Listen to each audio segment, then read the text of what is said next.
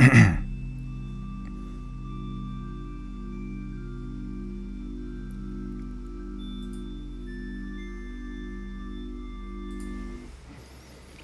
there, everyone. Welcome to Night's Light Astrology, where you illuminate your path.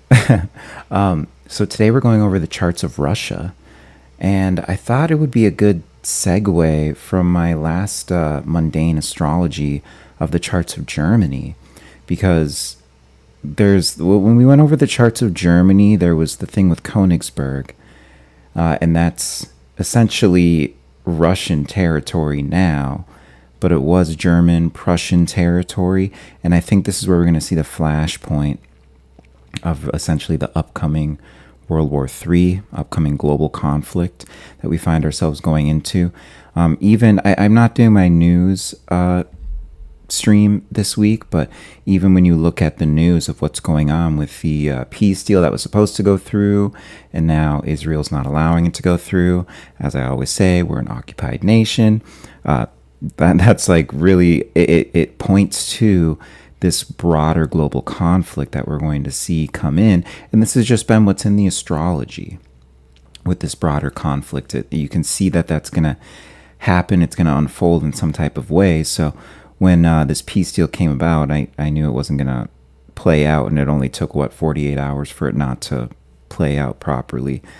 So we'll see if there's any off-ramp that we can do for this, but I thought it'd be really important to go over the chart of Russia, because I believe, it's somewhere around Poland, because we are in Uranus Gemini, and that's where World War II popped off, was around Poland.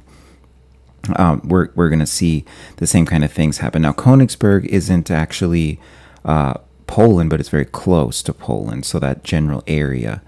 And but yeah, that's why I thought it would be interesting to go over the charts of Russia. Really interesting stuff that I found in doing my research for this too. We have a lot of Aquarian placements, a lot of Capricorn placements, and then we also are going to be looking at the Russia degree, which is 19 degrees Libra, which is so that's really, really interesting. With there's this degree that gets played on a lot with different planets sitting at this 19 degree Libra, and other mundane astrologers in the past have called this the Russian degree. So that's another thing that we'll get into. We're looking at 3 major charts today. There's actually 8 charts we're going to look at. I actually generated these charts in the presentation that I'm giving. So it'll be there and we'll be able to point at certain things. But in terms of the charts, I'm going to pull off to the side away from my presentation. It's going to be 3 of them. And this is going to be the 1547 chart, the Tsardom of Russia, and then the 1922 USSR chart, the Soviet chart. And then we're going to have the modern day chart, the one that's typically used, because there's a bit of debate, but you guys know I always talk about the debate amongst mundane astrologers and which charts to be using. And so after this, we'll have a lot of these bigger charts out of the way, and we can get into some simpler charts, the chart of Ireland, chart of UK, and all that, and not really need to trace it back through history. Even this one doesn't need to go back as far through history, or I should say as much through history, because it is going back about as far in history as the Germany chart. So let's get into it here. All right. So we've got, I didn't even realize I guess my TV is off for this, but that's fine. So for this chart, or for this presentation, we're using the Campion as our main, Campion Book of World Horoscopes as our main source for the charts and everything. I found it to be a really good source on mundane charts.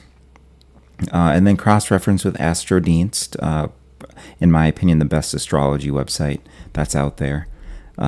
Consistent charts all around, very customizable, but I guess this isn't about their chart stuff. They use the Swiss Ephemeris, and then and that's what I verify against, is the Swiss Ephemeris, So and then what I also do is I will cross-reference the discussion around each chart with astrologers, and I'll see if this is a chart I want to use. So for most cases, I'll use Campion's book, but In some cases where there's like rigorous discussion, I might decide one chart over another, but this is just so you know where I'm getting all this from.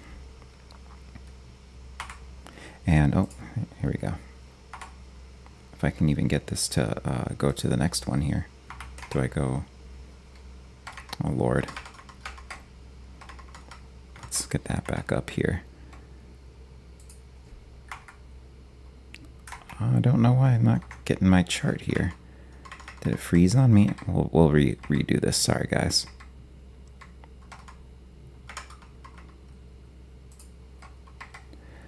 All right, let's get back to it. There we go.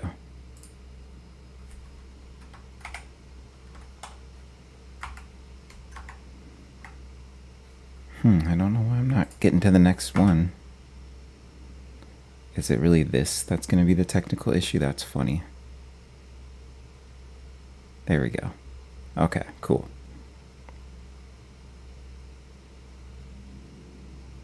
Oh, interesting. Okay, well, maybe I had the wrong thing open. But we are good to go now.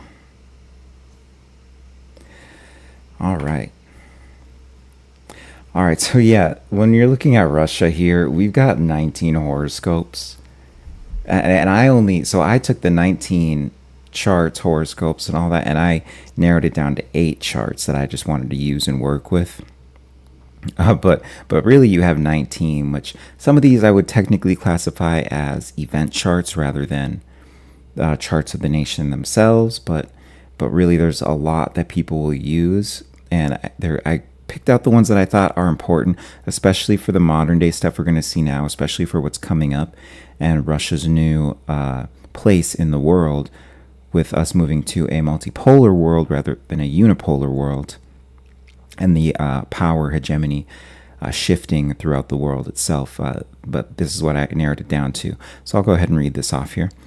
Why Russia has so many charts, as I was saying. Nations are reborn each time a state fundamentally refounds itself. A new dynasty, a new regime, a new constitution. Mundane astrology casts a new chart for that moment of sovereignty. And that's the really important part, is the sovereignty moment. You get this with the US chart, you get this with the German charts I was looking at, and this is what we tend to lean on. And same with the Campion Book of World Horoscopes. It's really leaning on when you declare your sovereignty, and especially when you have a founding document around declaring of the sovereignty. And some people would go back and forth about, is it when the actual sovereignty is declared without the document, or is it when the document comes in? I lean more towards the document itself and the signing of it. But that's me personally, because then this gets into even things that go on amongst Russian astrologers versus typical Western astrologers, which would be, is it going to be their Independence Day, which was a year before, roughly a year, not quite a year before, but roughly a year before the actual founding of the country, and when the documents come in, but Russia has been refounded more than almost anyone. Practitioners count up to 19 horoscopes in circulation. Rather than crown a single one, the European layer tradition runs them together as a stack. So in this presentation, we're building on that stack, as I just said. So we're going to be using 8 of them specifically. Now, we're not going to sit and look at 8 charts, because I'd be here for 4 hours. But I narrowed it down to the 3 most important charts, in my opinion, and the ones that we're seeing get aspected in recent history, that they're going to be aspected, they're going to have transits going over them, that kind of stuff. So let's proceed here. And then I kind of went over this. This is the 4 rules for picking chart. Yeah, the Sovereign Act. So that's it's really like the birthing. This gets into esotericism, the birthing moment of something, and like what that term means, the water aspect. We've gotten into this in prior presentations, but a lot of the symbolism and play on things, whether you want to use words like fellowship, friendship, that kind of stuff. It deals with, there's the ship part of it that deals with, you can say birthing, but then also the water aspect itself, the ship, So, and then we can go deeper and deeper, but I won't get stuck in the weeds on that. And then old style versus new style. Russia ran the Julian calendar until 1918. Every date is converted. October 1917 falls on 7th November. And so that's like the really interesting thing here. So I actually converted them. So except for the Tsardom chart in 1547. But the other ones I just did the conversion essentially on those. And we'll maybe we'll take a look live and see, make sure there's no, as far as I know, there's no difference if you convert it technically, but it did run on the Julian calendar for a long time. So with the, and that's the thing, is the only other chart we're really mainly looking at is the 1922 chart. So this will be after the conversion anyway. And then slow planets over angles. Yeah, when we don't know the time, and we'll get into this in the charts, but for two of the three main charts, we don't have a time. And so I did it as a time unknown chart, of course. I didn't even do it as a noon one because I didn't want the houses to throw me off. But we'll mainly be looking at these slower moving planets instead of the angles and aspects it's making, because like with the faster moving planets, you can have them come out of aspect sometime during the day, that kind of stuff. Of course, I always run these things in my head as I'm looking at them, especially when I'm dealing with a loose chart, but we'll get into all that. And then, of course, our sources, Campion, Astrodienst, Swiss Ephemeris, those kind of things. All right, and so the 8 charts that I compiled here, they span over 1,000 years here. And you've got the Baptism of Rus, the Tsardom of Ivan the Fourth, excuse me. Then you have the Romanov dynasty, which, if we have time, I may pull up that Romanov dynasty chart because it is interesting. 1721 Russian Empire. And then we have the October Revolution in 1917. And see, that's what, and then the October Revolution, this is another thing where I was talking about the revolution versus when the revolution's finished versus when things get found, you know, all these different things. And this is where all these different horoscopes and charts come in. But going on, 1922, USSR founded. 1990, see, this is the one that was a year before.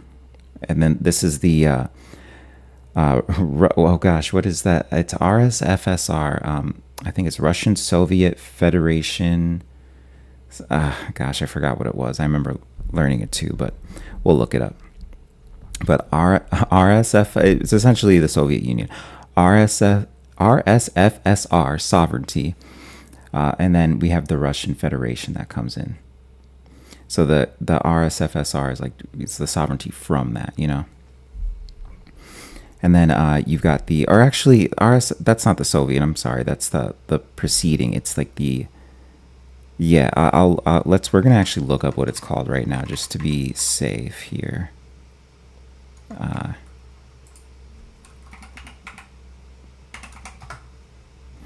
Russian Soviet Federative Socialist Republic, excuse me, yeah. Oh no, so I was right. So it's the communist state. And so this is where they break free from the communist state. Okay. Yeah, and it was one of the 15 republics. Okay. We'll keep that open in case we need it. There's some more info there.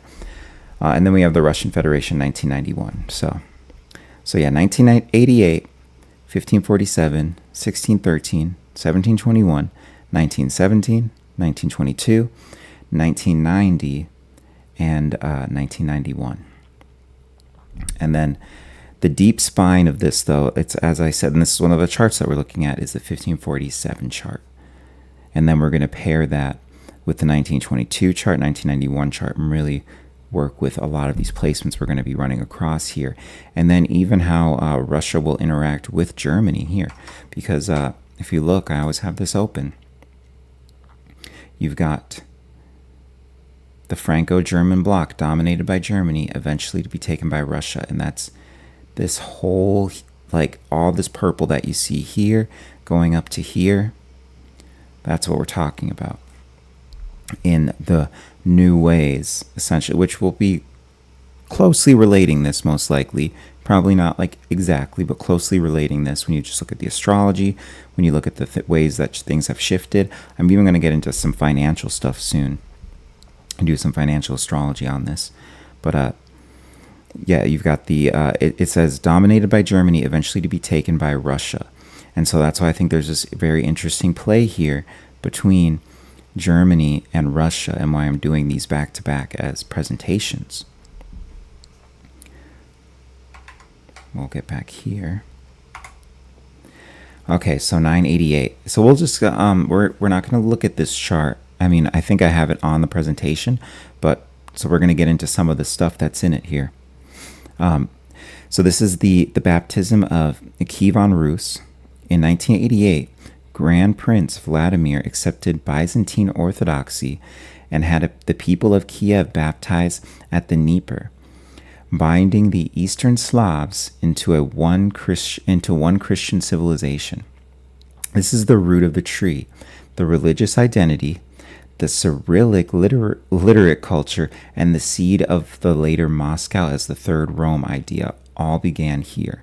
And yeah, that's the thing that I have referenced on this channel before, Moscow as the Third Rome, and how they think of themselves as the Third Rome. And this gets into a lot of, when you're looking at the things going on in Israel and all this, this is kind of where it starts to spill in, and the support that Russia has given to Iran. That's something really important to identify, because Israel's whole thing, and the thing in general that you see with a lot of Jews, is hating the Roman Republic. And why wouldn't they? Obviously, after the way that Jews were persecuted during Rome, the Roman times. But this is the whole thing, and that carries over, and this gets into a lot of my eschatology work that we have out on the channel, the Trinity of Convergence. We went over a lot of this, but this carries over into the modern times as an eschatology that's carried as crushing Rome. And they consider, I wouldn't say they quite yet consider Russia to be the Third Rome, but Russians themselves do, at least in an esoteric way at the higher levels. And that, but right now they kind of view, a lot of them view America as Rome, as the new Rome. And that's why you can see the level of disdain they have. As much as they can act like they're our friends, they continue to do things that like pillage us as a nation, that don't respect the sovereignty that we want to have as a nation, all at the expense of us, so that they can have their sovereignty. But we don't want to get off topic or anything, but that's just really important with that Third Rome idea, and it being the root, the civilizational root, because ultimately, as Russia rises as a new superpower in the world with this multipolar world, they already are a superpower, but we're talking about with a new dynamic of a multipolar world, this is really going to come in. And so, but with this chart that we have with the baptism, we've got a Gemini stellium of Sun, Mercury, Venus, and Mars. So it's like dealing with a book, religion, literate people. You also have a Capricorn cluster, and the Capricorn cluster is going to be really important. We're going to see that going on, but with Gemini there, it is really dealing with, and you have to look at Gemini is the opposite sign of Sagittarius. So it's on that axis that's having to deal with belief, but it's more about getting it into the minds of people and all that, and being more talked about, being more widespread. And you can look at this time period and see that this is a lot of what was going on with a new rise. And then, but here's the chart itself, okay? And so here we go. We have that Mercury, Venus, Sun, Mars, Venus, Sun, Mercury right here. And Mercury is also retrograde in Gemini. And then it's on the opposite side of the axis, the Sun and Venus in opposition here to the North Node up there. And then, so that's another thing, is you got the South Node down in Gemini as well during all of this. Okay, and then you've got an early degree Pluto in Libra, and you've got right there another stellium in Capricorn, and that's Saturn, Jupiter, and Uranus, all retrograde as well. But yeah, with that, like I said, we're not going to spend a lot of time on this. We don't have a time for it. And so the moon in Cancer is still kind of a rough time, because depending on that time of day, it may have, it may have moved into Sagittarius. It depends on where what this is being cast from. And then even on top of this, we really only want to look. This is but typically people are going to use. This is why I didn't want to lean too hard on this chart or anything, because it's a disputed year. But I'll read this here. There is no canonical horoscope this far back. The year is disputed. 1988 versus 1989 versus 1990, and no day survives. The July 28th feast marks Saint Vladimir's death, not the baptism. We cast a symbolic noon chart and read only the slow planets. And so the slower planets are the ones that are more important here. But even Jupiter might not end up being in Capricorn. I would expect that it was, but... And then with Neptune, it's at 29 degrees Scorpio there. So it may actually move into, just depending on what's going on, you may have this moving into Sagittarius. But the Uranus in Capricorn is very important to look at. Okay? And then that Pluto is also pretty important to look at too. Pluto, Libra, Uranus in Capricorn. And then it's a little hit or miss here. But even at being at that cusp of Neptune in Scorpio there is important to look at there. So, but like I said, grain of salt. But this is really where this is kind of the roots that you can look at. Then we have the 1547 Tsardom. So on January 16th, 1547, the 16-year-old Grand Prince of Moscow was crowned Tsar of all Russia. Tsar coming from the word Caesar, and then this gets into the third Rome thing again. Muscovy became the Tsardom of Russia, a centralized sacred autocracy. And so this is where you get a centralization of power too, which I find to be interesting, because when we were looking at the centralizations of power that were in the charts of Germany, we were actually looking at a lot of Capricorn and Aquarius stuff in the mix. So when you're looking at the chart of a country, when you get these Capricorn and Aquarius mixtures, this is something I've found out now, that's when you get this centralization of power and the people working in synchronicity with one another, or being in a synchronistic act. The people working together, being in lockstep, that kind of stuff. Ivan would centralize the state, write a new law code, and then this is where we kind of get this Libra stuff too, the Russia degree, the Libra stuff. Write a new law code, and his later terror become the very template of Russian autocratic power. This is the deep identity chart of the whole lineage, and so we'll definitely take a closer look at this chart here. The ideology arrived first, Moscow, the third Rome, and we went over that, of course. 1510s and 1520s. This is when it first came in, where that idea came. The political body followed in 1547. This is where we get this chart, of course. So that Moscow Third Rome, it originates in the 1510s, but you even see when we go back here to the 988 chart that the seeds were laid. And then, so what we use is the coronation, because that is essentially, when you're not having the founding of a country through, say, something like America's chart, which is the Declaration of Independence, then you're going to look at the coronation of whoever the autocratic ruler is going to be, whoever the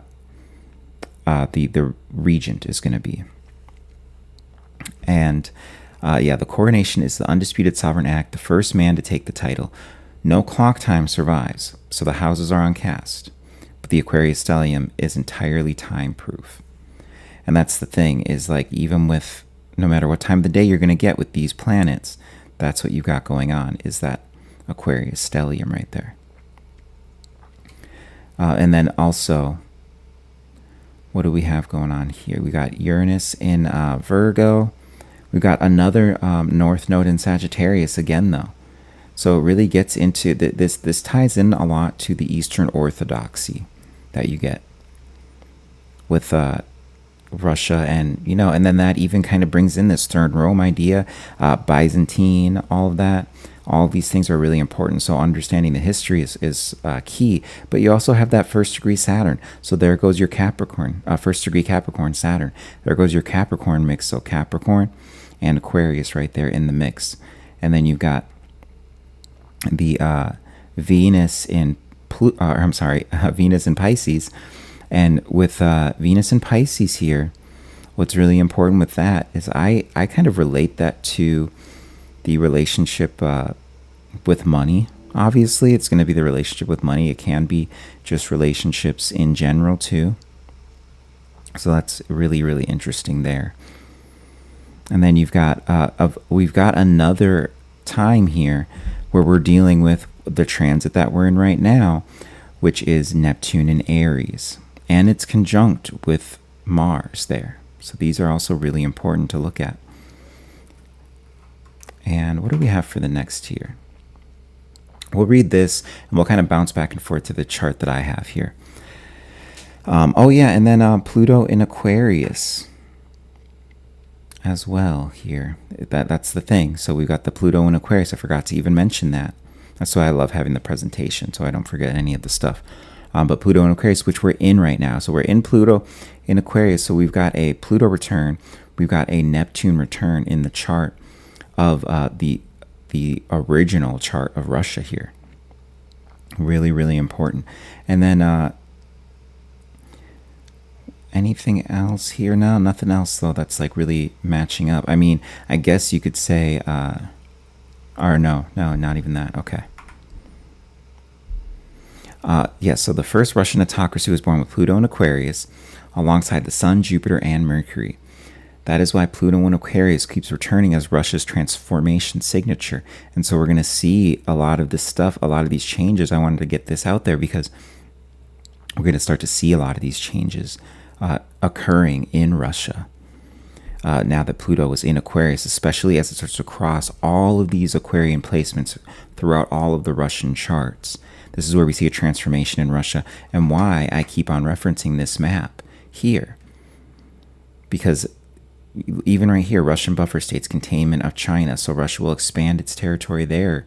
Is what, and when we're looking at the chart itself, these are markers that you can see as well. But then also the relationship Russia is going to have with Germany. And remember, so it says eventually be taken by Russia. And of course, you can take that with a grain of salt, but it makes sense. Special status for Poland, Latvia, Lithuania. That'll be really interesting too. And so those are definitely charts I want to get into. I kind of want to bounce over to the UK next though. But we got that going on. And then as we see, China is going to be divided in turmoil. And it will mirror what's going on in the USA too. Because you kind of need to look at China and the United States as a singular organism. I mean, obviously, there's nuance to that. Don't rake me over the coals with it, but really, when you look at the parallels, especially with the way we're building America, but we won't get too in the weeds with that. And so the link today is exact. Ivan Tsardom's sun at 5 degrees Aquarius sits on modern Russia's 1991 Saturn at 5 degrees Aquarius. And so we've got that going on. We've got Saturn, which it's been at 5 degrees Aquarius. I don't know if it's moved into 4 degrees quite yet, but it should still be there at 5 degrees. It's retrograde. Or I'm sorry, we got Pluto that's at 5 degrees Aquarius. Excuse me. I think I said Saturn. But we got Pluto sitting at 5 degrees Aquarius. It's retrograde now, so it might have switched to 4, but this is kind of where you see this retracing. And then by next year, we're going to start to see some action in Russia around the Ukraine stuff and all that. Maybe sooner, but definitely it stopped there, and it's doing some interesting stuff. But I don't want to get sidetracked on the modern day stuff, and we'll kind of double back to that at the end too. All right, and so we'll actually switch back over here to this chart of the Tsardom. All right, and so here we've even got some other placements here that go into the Tsardom too. So when you remember at the Rus chart that we were looking at, that 988 chart, that chart had the Gemini stellium. And so it's interesting because we have the nodes. It's a nodal return of that chart, first of all. And let's make sure we've got that right here. Yeah, nodal return of the chart. Okay. And then on top of that, with 8 degrees, I mean, you're at least getting you're within you're on the Mars there. You're conjunct with the Mars with that Chiron there, and then also the south node on that Mars too. So what this really did was there was a healing moment around this. I know that's kind of the easy thing, but there's a wound that was left. There's a completion event, but then you get this wound that is around, that they're coming back from that time. And this is where the centralization of the power comes in. Now you get another ruler at the same time. You're getting another ruler with the Tsardom, but it is just it's a centralization of power. So both of them had a ruler, of course, but you get this centralization of power that comes in. And then you've got what we talked about, Mars conjunct Neptune there. And then that's in trine up to that Saturn. And so that is really important, and it's going to play in later with what we're looking at with the Capricornian placements, with the Neptune return that we have going on right now in Russia. Now, this Neptune return, we're only in the early degrees of the Neptune return right now. And so what's really important is that we're going to be in Neptune in Aries for about like 15 years or so. 15 years or so. I think it's like give or take, a little bit. But yeah, with that. And then, so really it may not be for another 10 to 15 years that we see. Yeah, I mean, I'd say like 10 to like 13 years, something like that, where we really see what the Neptune return is going to do to Russia. And I would actually say right now, what we get is all the stuff that is over on here that we're talking about with Russia that comes in, and with the transformation of the nation, because we're under those transits now. And then an ultimate, when we get to the end of this transit, so like roughly 15 years from now, I'm looking at the wrong thing here. Roughly 15 years later here is, or 15 years from now rather, is where we're going to see some type of dissolution of whatever centralization of power comes in, because I think that's really the next thing. And if you don't already think there's been some centralized power, like watch how centralized it really can get with the power in Russia. That's really the thing. And then, yeah, like I said, we've got the Venus in Pisces there, and this is that opposition to Uranus in Virgo that we talked about too. So this that placement for a country, really, really interesting, because you're bringing that Aquarian energy over there, right there with Uranus. You're bringing that Aquarian energy over into Virgo. So all this Aquarius stuff, you get the Virgo stuff that kind of goes in with it. And this is just where you get, I would say you get, this placement tells me about the ending of the serfdom. That's what it tells me. It has something to do with the serfdom, right? And we're going to say it like, when did the serfdom end in Russia?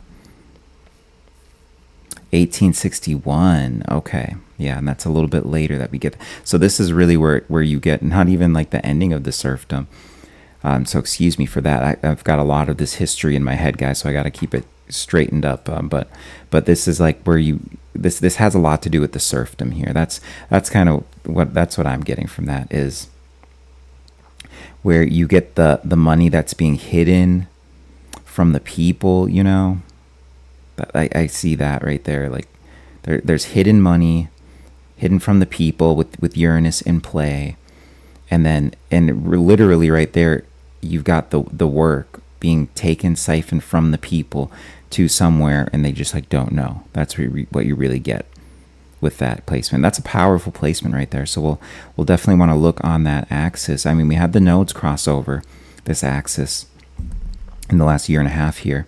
We've had the nodes cross over this axis too, but And we've seen a lot of other stuff too. You know, I would also say you probably saw that this was getting heavily aspected when you had all of the sanctions that went against Russia and stuff. These things were starting, especially the Pisces stuff, that was getting aspected then too. So it was really dealing with a new way in which Russia creates its own wealth and all that stuff. And that's where you see a comeback in the modern day. But yeah, and then but just bouncing back here to the Chiron here, you know, this is where you get when you have that trine up here. I mean, all I can really look at is that centralization of power, people not being able to communicate amongst one another too. I mean, I know this is a trine aspect. So ultimately you had some type, these are the early days of the serfdom. So you have some type of unity that goes on, and there's goodness too that comes into it. And then let's kind of just take a look around here. So the moon here is an interesting one because we have no time. So it could be moon in Sagittarius. It could be moon in Scorpio. I kind of lean more towards the Sagittarian moon.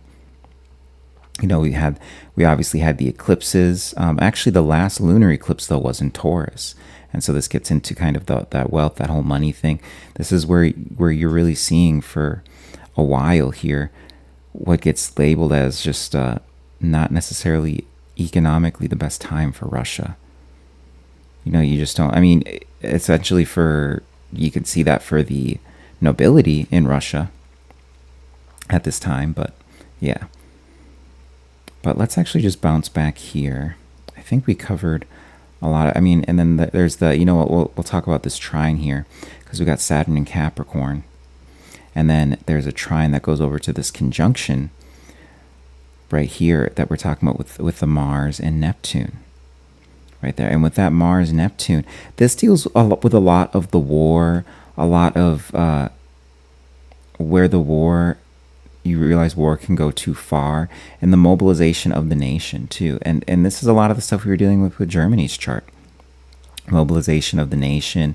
But there is something around this Mars and war, especially in Aries here, where they aren't understanding quite exactly, where they don't realize where they can go too far with war and everything. But it's a positive aspect. So the mobilization of the nation, you know, and the synchronistic vibe to it that can be used for war. And then I also just view this as like a lot of serfs being sent to war too, especially for like a war that's meaningless, or as cannon fodder. You can view it as that. But yeah, let's bounce back here.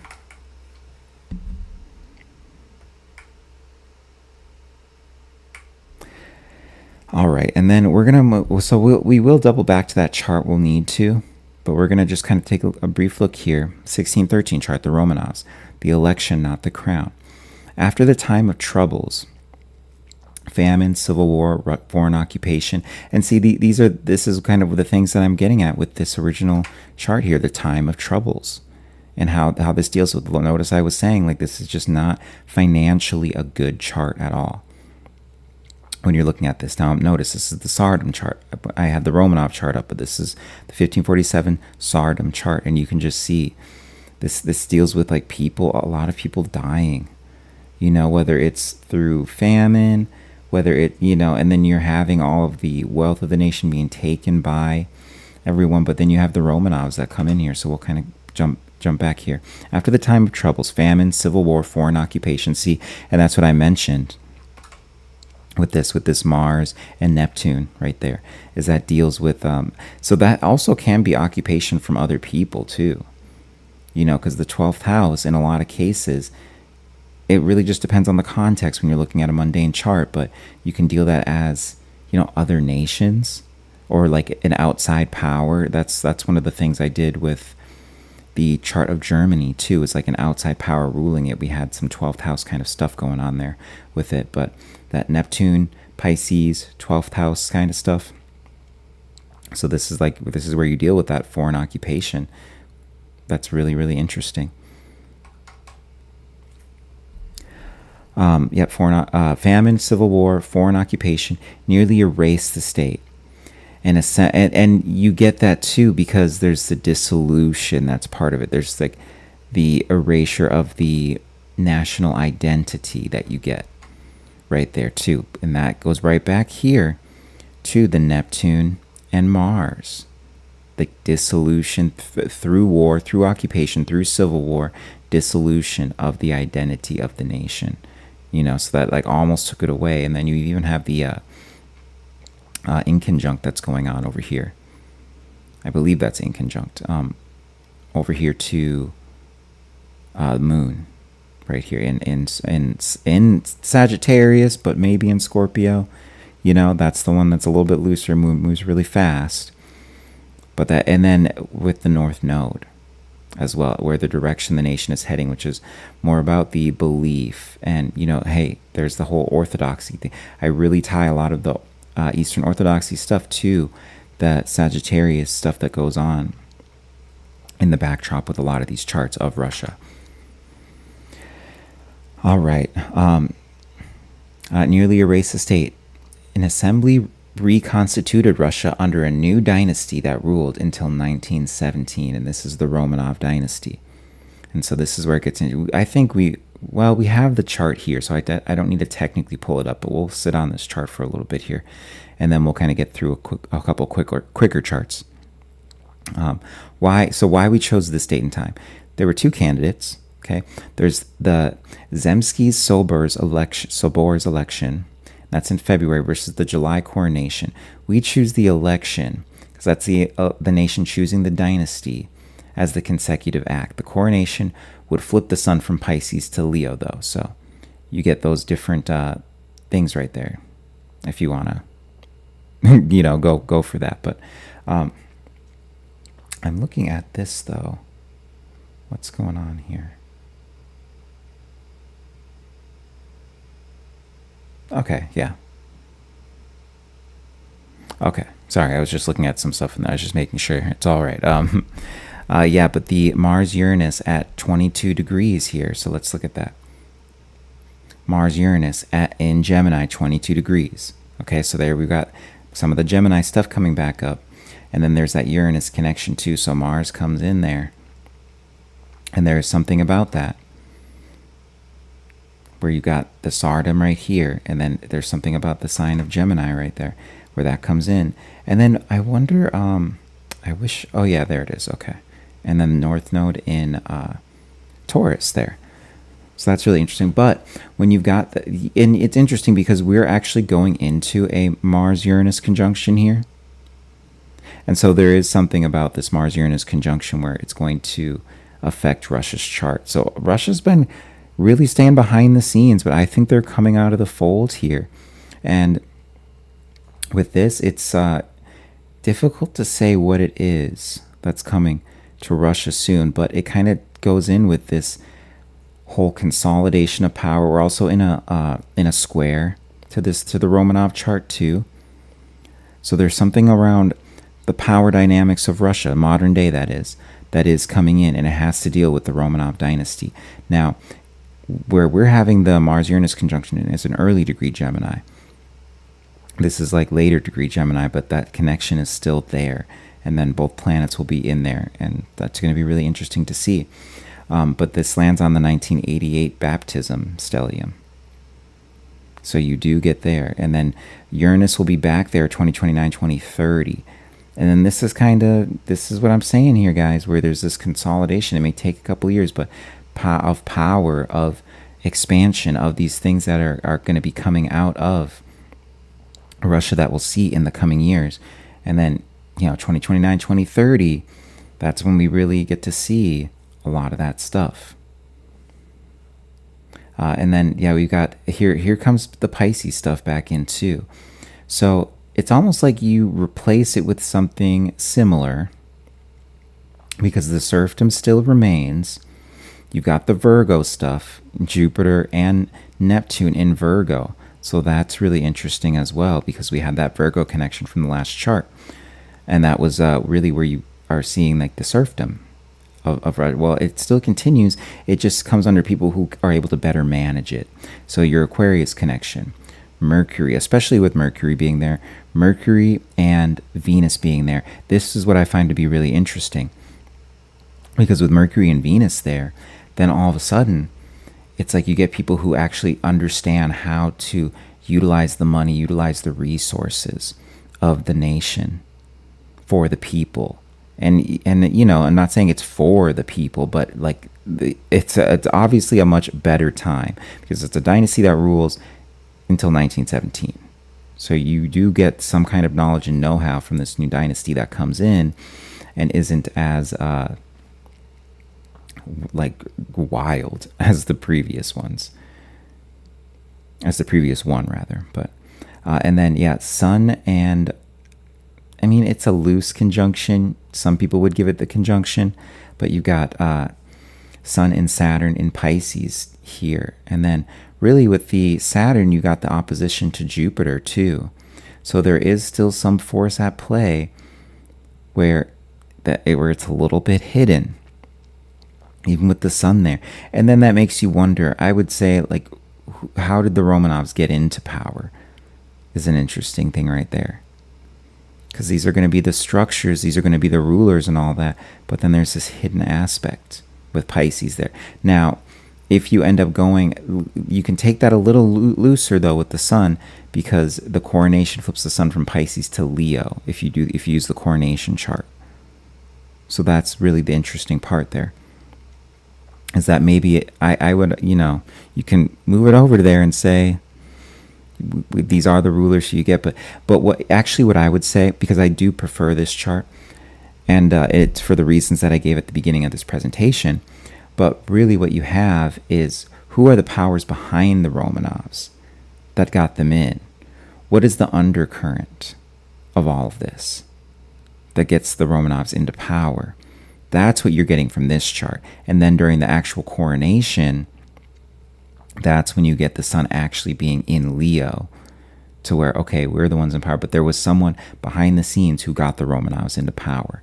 And we kind of know there's the secret cabal, what would it be called, the black nobility, that really deals with a lot of this. And then you also have this during a time when there's a lot of change going on just in the world in general, and moving away from and this is where you see the first waves of it, the first seeds of it perhaps coming through, but moving away from a lot of these dynasties too. So there was that power shift just going on behind the scenes anyway. And now this isn't something we would really see until we get into the 1700s, really, and then you're dealing with the French Revolution and all that. That really gets into that time period, and this is even like the later 1700s as far as I remember. So, but you got to realize this is the way the winds were turning, or yeah. And okay, we went over that one. Oh yeah, and then even just on the axis here, Jupiter and then Neptune.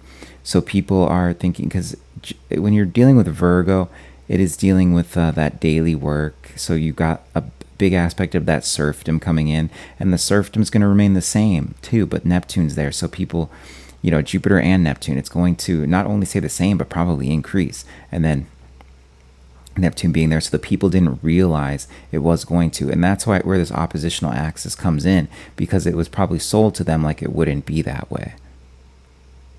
Okay. And I think we kind of went over all those placements there, just in terms of the historical context. I guess, I mean, there's the North Node in Taurus there, but Pluto's there as well. So that North Node, it is about the resources actually being used better. This is what I was saying was the same thing with the Mercury and Venus in Aquarius. So it's the same thing. It's vibing with that same thing, but there's also the squaring that's going on between, like the node is squaring what's it called, Mercury, but then also Pluto. It's a looser square, but that's squaring Venus right there. So you've got that going on too. So there's this whole wave coming in of, oh, it's going to be different this time, and it does look different, but ultimately it isn't, and the serfdom remains, all this stuff. So And moon is a bit loose, you know, because as far as I know, we don't have a time with this one. So, but, you know, the moon is going to be in Cancer, I guess. I'm just going to leave that moon alone a little bit. I mean, I guess the only thing you could say is that would have to do with the homeland, you know. And so there is essentially what this does is this is a healing moment for Russia, but the things that the people want to get away from aren't really what they're getting away from, but there is more stability in what happens. So, and it says out of the times of trouble, you know, we get the 300-year dynasty. So it's you know, an important chart for sure. All right, in 1721, this is where we get a proclamation of the Russian Empire, and this is Peter the Great. Okay, and so Peter the Great won the Great Northern War, and built a new capital facing west, and turned the Tsardom into an empire. And then that new capital, if I am correct in this, that's actually going to be, what is it called? St. Petersburg. Okay, but why we use this time and date? We use the proclamation of empire when Peter took the title Emperor of all Russia, not the Treaty of Nystad that triggered it. The proclamation is the sovereign act. The time is soft, so angles stay provisional. Okay, and then we've got the connection here, founded with Saturn and Neptune in Aries. Okay, so now Saturn and Neptune Aries here.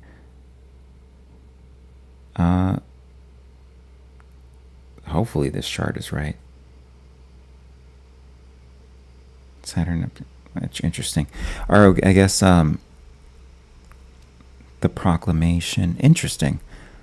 We'll have to make sure that this is correct. I'll pull it up really quick. Founded with Saturn, Neptune, and Aries, the very pairing returns as the 2026 Saturn-Neptune conjunction at 0 degree Aries. And that's like the whole Ram return signature that we've got going on. But that's interesting. Hopefully this is correct. We're going to have to take a look.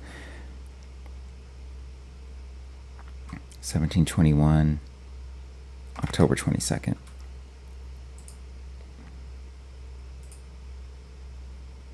Let's go ahead and put that in here. Oh, wait.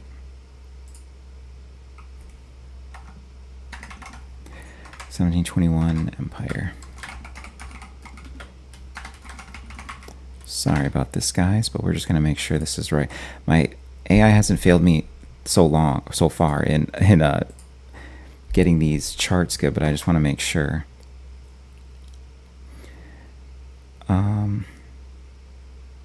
22nd of October, 1721. Oh, wait. Oops.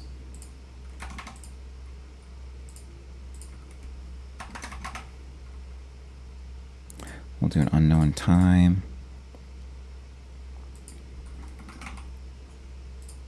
I believe this is St. Petersburg. But ultimately, we're just getting some of these outer planets, so it's not as big of a deal. Okay, no, it generated the chart correctly. Oh, they're talking about from a different chart with the Saturn Neptune, but at least we got the chart now, so that's kind of cool. Interesting. All right, turning the Tsardom into an empire. Now that we've went over this chart though, but look at these connections that we have. So we've got this Virgo connection, which is super interesting. So Sun, Jupiter, and Mercury in Virgo. And then remember, we have that Jupiter in Virgo from the prior chart here, Jupiter Virgo. Oh, I'm sorry, I'm looking at the sign. It's in Scorpio, excuse me. So we've got Sun, Jupiter, Mercury in Scorpio here. And then we've got Saturn at 5 degrees Sagittarius.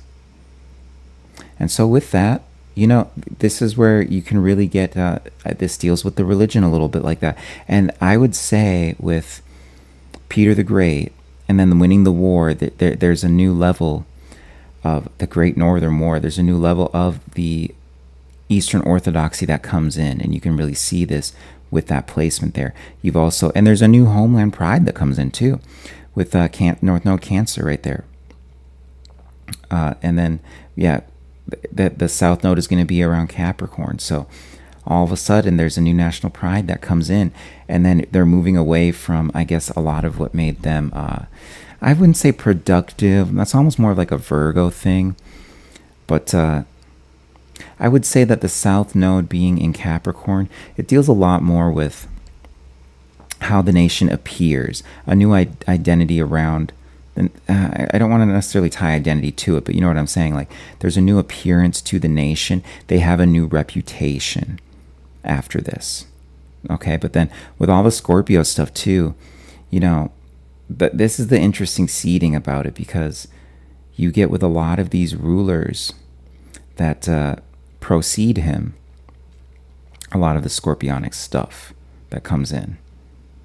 You know, because isn't we'll take a look here at the rulers, but anyway, then here we are again with the Libra stuff. And remember, I was talking about that Libran degree that comes in. So you've got Uranus in Libra, and then this is also going to shake up the relationships that the country has, obviously, because they just got done with winning the Great Northern War.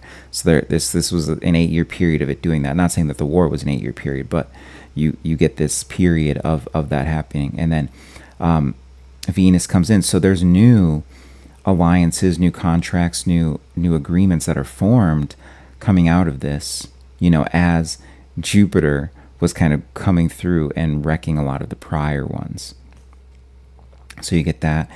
Pluto now in Virgo here. So all those placements that we had in Virgo. And it's so funny because it's actually, look at that. It's like right on top of the Jupiter.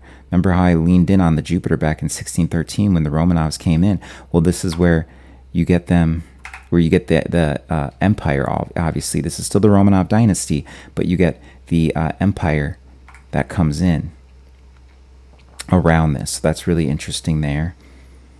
And then with it, so it still hasn't aspected at this point, or I guess at this point it is aspecting Neptune. So because I was going to say it's not too soon after that you see the aspect, but with Pluto's like dredging up a lot of the stuff with the people. And one of the things with Peter the Great is it is around the serfdom and the new form that it took. I do remember a couple things from Peter the Great from this long documentary that I watched during the that went into the Romanov dynasty. But with the Romanov dynasty, you know, Peter the Great was really known by the people for what he did. And we'll kind of like look up, we'll just make sure we're right, because I'm only going off of memory here. Let's do Peter the Great with serfdom.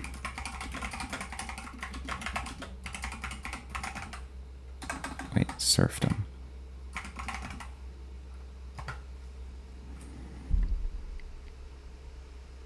Oh, interesting. Okay, Peter the Great significantly deepened and expanded serfdom in Russia. I know that he was rather loved, though. So rather than abolishing the system, his aggressive policies tied the peasantry permanently to land. So that's okay. So this is where you get the Pluto stuff coming in. Subjected them to heavy new taxation and forced thousands into state labor.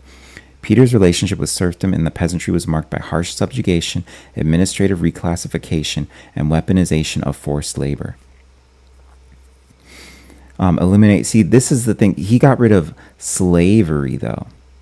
That's what I was remembering. Peter officially abolished ancient Russian institution of Kolapstvo, I don't know, traditional slavery. However, this did not liberate the slaves. Instead, he legally reclassified agriculture and household slaves as serfs, merging them with the broader peasant class and increasing the tax burden. Okay, so that's what I remember, because I remembered something around there. That's where he got like this kind of love from the people. But this is the way that Pluto works here. It's going through that stuff, it's transforming it, but at the same time they end up kind of being the same thing, right? But it does transform the class system itself, although they're folded in. It just changes the rights, it changes certain things like that. And then of course you got the Libra stuff coming in that is going to deal with the rights. Forced state labor. To build his new capital at St. Petersburg, the fuel state-owned mining and manufacturing operations, Peter conscripted tens of thousands of serfs. The dangerous working conditions on these state projects resulted in massive death tolls. And that's interesting too, because you can really, I mean, that's something that you can pull away from this, is the death of the worker. So in here, in this time period, you have that stuff coming in, but this is where all of a sudden it gets very plutonic. You get death around these people. You get this weird, in a weird way, transformation around that too, because it transformed the way that the slave class or the serf class worked. And then the poll tax. To fund his wars, Peter introduced a heavy poll tax, head tax, that applied to all male peasants. This required nobility to act as tax collectors for the state, granting them even tighter control over their serfs' lives and labor. Yep, creation of state peasants, economic and social. Although Peter the Great was famously obsessed with westernizing and industrializing Russia, his reforms completely bypassed the peasantry. Modernization required a massive cheap labor force, and Peter secured this by solidifying the power of the nobility. So that's interesting right there too. And then I think that this is also where you can start to point to a lot of this Scorpio stuff too, especially with the sun being there. Is it looks a certain, and Jupiter, I mean, it looks a certain way, you think it's a certain way, and this would be when he's reclassifying everyone from slaves into serfs. That's kind of where you get a lot of this coming up, that it looks a certain way, but it's not that way. There's like really a hidden thing around it. Okay. And then you've got Mars and Neptune right down there in Taurus, and that really speaks to what's going on. There's a delusion going on around the resources, around what's, I guess you could say, what's stable, around a lot of these things. There's really a delusion around it. And then, oh yeah, and then Uranus at 20, I said 12 degrees Libra earlier, guys. I meant 21 degrees Libra, which is the Russia degree. So that's where that Uranus is right there. That's in the Russian degree. And but yeah, I'm kind of bouncing around. Sorry. 13 degrees retrograde, 23 degrees retrograde, Mars and Neptune, and there we get this other connection here with Mars and Neptune. I believe we had one earlier. We had Mars and Uranus, but we also had a Mars Neptune earlier. And that's really interesting too, because that is just dealing with how he's financing all of this stuff. And then it's on the axis too. The Scorpio is going to deal with the financing too. It's other people's resources. So that's the part I forgot to even mention. I was kind of thinking about the hidden part, but there's the other people's resources dealing with Scorpio right there.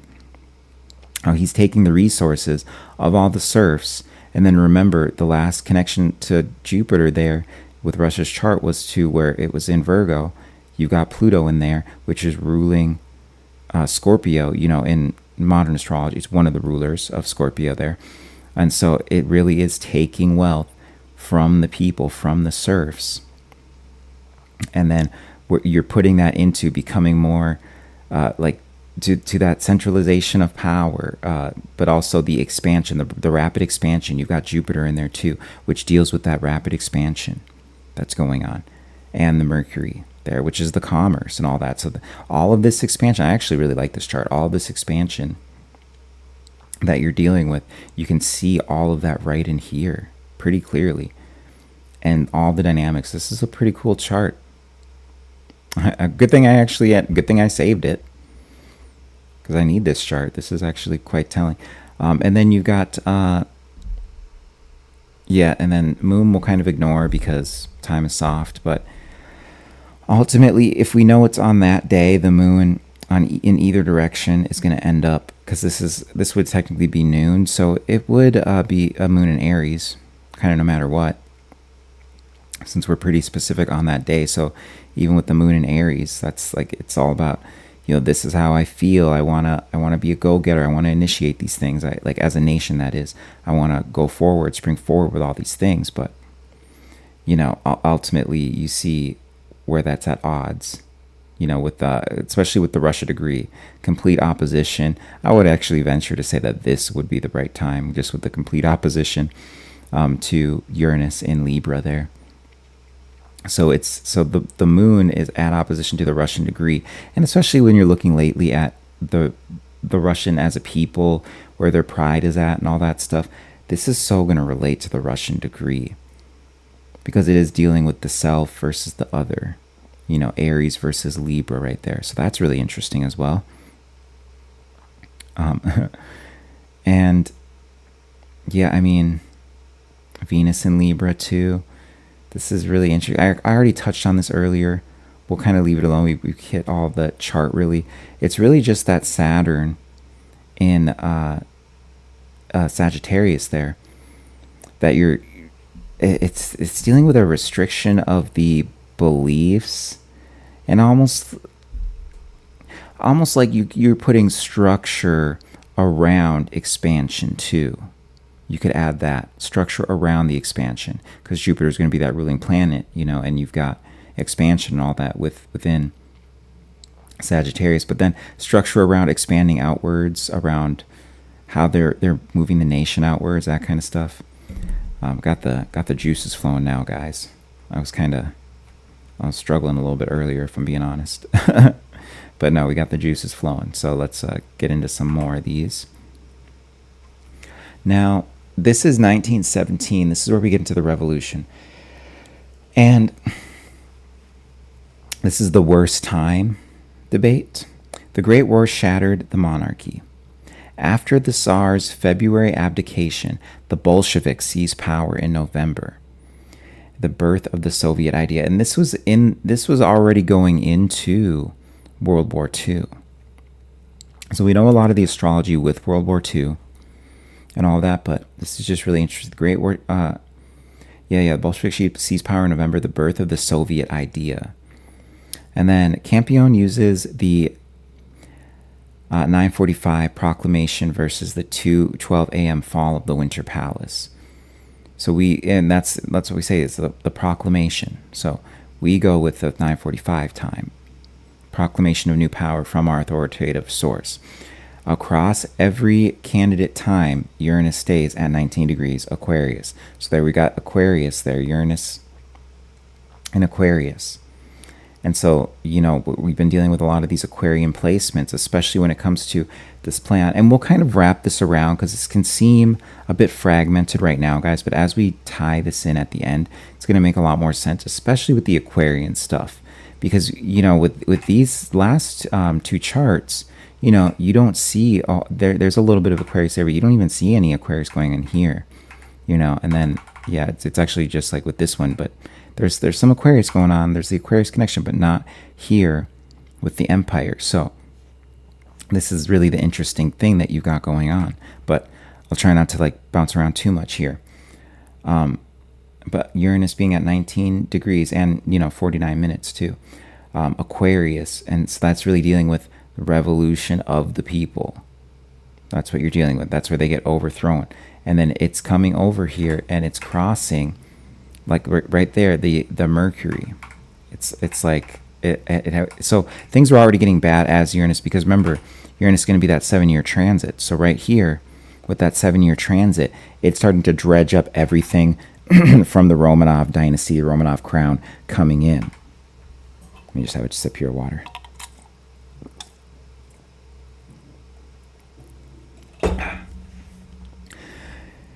So you're dealing with that. And then we also had, was there another? Okay, cool. And then look at all the stuff that, I'm sorry, wrong one. And then it's so interesting here because you've got Neptune in Leo, Saturn in Leo, the moon in Leo. You've got all three of those. So there's that Leo stellium right there. And with that, that's the dissolution of the structures around who is controlling the act. And it's oppositional too. When you're looking at just on the axis oppositionally, it is in opposition to the moon though. So that's kind of where you get the emotions coming in and all that. A little bit of this is an exact time actually. So with the proclamation. So, and you can see behind the proclamation, it's directly opposed. Uranus in Aquarius directly opposing the moon in Leo right there. It's like, we're done with these leaders. We're totally done with that. We're like bringing power back to the people. And then you get this dissolving that's coming in, and you'll see this over the next couple of years as, really what you see is when Saturn comes into Leo and then crosses, that's where you start to get the dissolving. But then the dissolving over the next couple of years is as you see Neptune move through and over these placements that you have. So that's really interesting. But yeah, dissolution of the power of the king or of the sovereign, of the ruler. That's like the biggest part in this chart right here. So, there's the Leo stuff right here, but ultimately what this deals with, it's not a new Leo seed that you necessarily give to the chart. What it is that you're getting all these oppositions to all the Aquarius stuff that we've seen prior in the previous instantiations of the chart. And then what's really interesting is you've got Venus here. That's pretty close to the ascendant. I don't know if I would say quite on the ascendant, but Venus pretty close to the ascendant here. And then, so what is this dealing with here? And you've got that in, I guess that's going to be in Capricorn here. But the ascendant is Sagittarius, so it's the belief in oneself in all this. And then still in the first house, because you're dealing with the self and all that. And you got the North Node. This is power and all these structures going back to the people. Money going back to the people, at least what they think about as money going back to the people, so that this is really where they just are fed up at a certain point with all of these years of the serfdom, of all this stuff. And so this is going to be very key when we're looking at where Russia is heading. Okay, and then we also have Jupiter in Gemini, and so that 9-degree Jupiter Gemini, I believe that's on which. Isn't that on one of these Gemini placements? I think it's, 9 degrees. So you've got it right here, Jupiter, Gemini, 9 degrees. At that last chart, that's actually going to be in conjunction to, well, I guess really you wouldn't even give it a conjunction to any of these, but it's like smack dab in all of this, and it's moving through it. It will have already crossed Mars at that point, which is really interesting. So across the Mars from that seed chart that we've got going on. But then it continues to cross these other ones too, and this really just ties back to when you're looking at all of this. Here we go. When you're looking at all this, it just, Jupiter expands things. I always say Jupiter is the planet of too much, and so all the stuff that you see around that Gemini stellium from the first chart, it starts to come up during all of this. It reaches this resolution, you can call it. You've got Pluto in Cancer, which that is the World War I placement there, Pluto in Cancer. That was the interesting thing with World War I. I kind of do a special on Pluto sometimes with World War I, because, we had the opposition of World War I, which is Pluto in Capricorn. And I would say that's actually when World War III silently began, but we just weren't aware of it. And now we kind of see it come out. As Pluto enters Aquarius, we're going to see it come out. It's going to come to the people. But let's not get off track here. But yeah, then you got, I think I already went over this, but like Sun and Mercury here. The split between houses, 9th house versus the 10th house. But you got that in Scorpio. Okay, so even with this, that's so interesting. The new power that's going to be in control, the new way that they're going to have commerce, which essentially deals with the socialism that came in. So the new way that commerce is going to interact and all that's going to be really interesting with the Bolsheviks coming in, because there's something around it. This deals with the whole other people's resources part of it.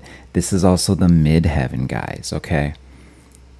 So this is the high, like it, I mean, it's the midheaven, guys. I was going to say like kind of like the highest point in the chart. Typically the midheaven's the highest point in the chart, but ultimately you're kind of got something else going on. But with that though, it's got the 9th house around belief. They believe that the socialism is going to, bring them all of this money, this finance, this whatever it is. And it looks like it's going to be this great commerce like thing, like it's going to be great trade, great all of this stuff. But ultimately we saw how that ended up working for the Russians.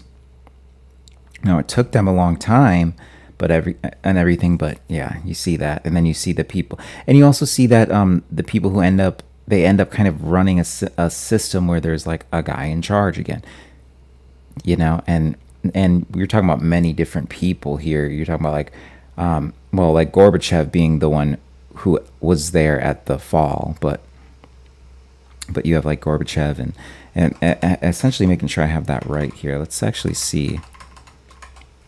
We'll do who ruled Soviet Russia. The leaders. So we had, yeah, Stalin was the first. Then you had Zinoviev.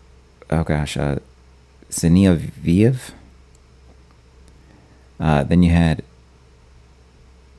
this guy, Beria, Lavrenti. Then you had Molotov. You had Malenkov, Molotov.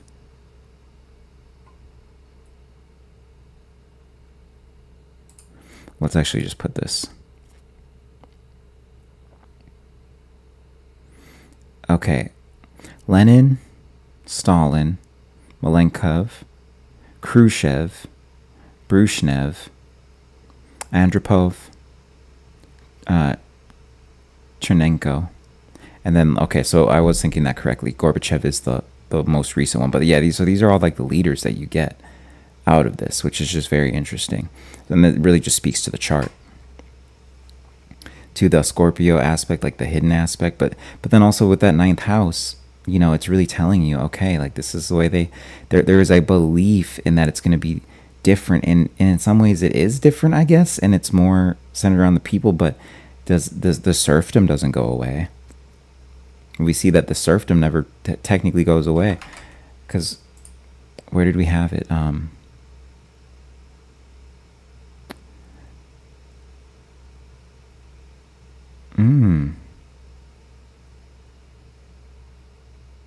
Interesting. Oh, interesting. It says Peter created to see. Well, I already went over that there's like this kind of thing where there were great gains made with serfdom with Peter the Great. But anyway, let's get back.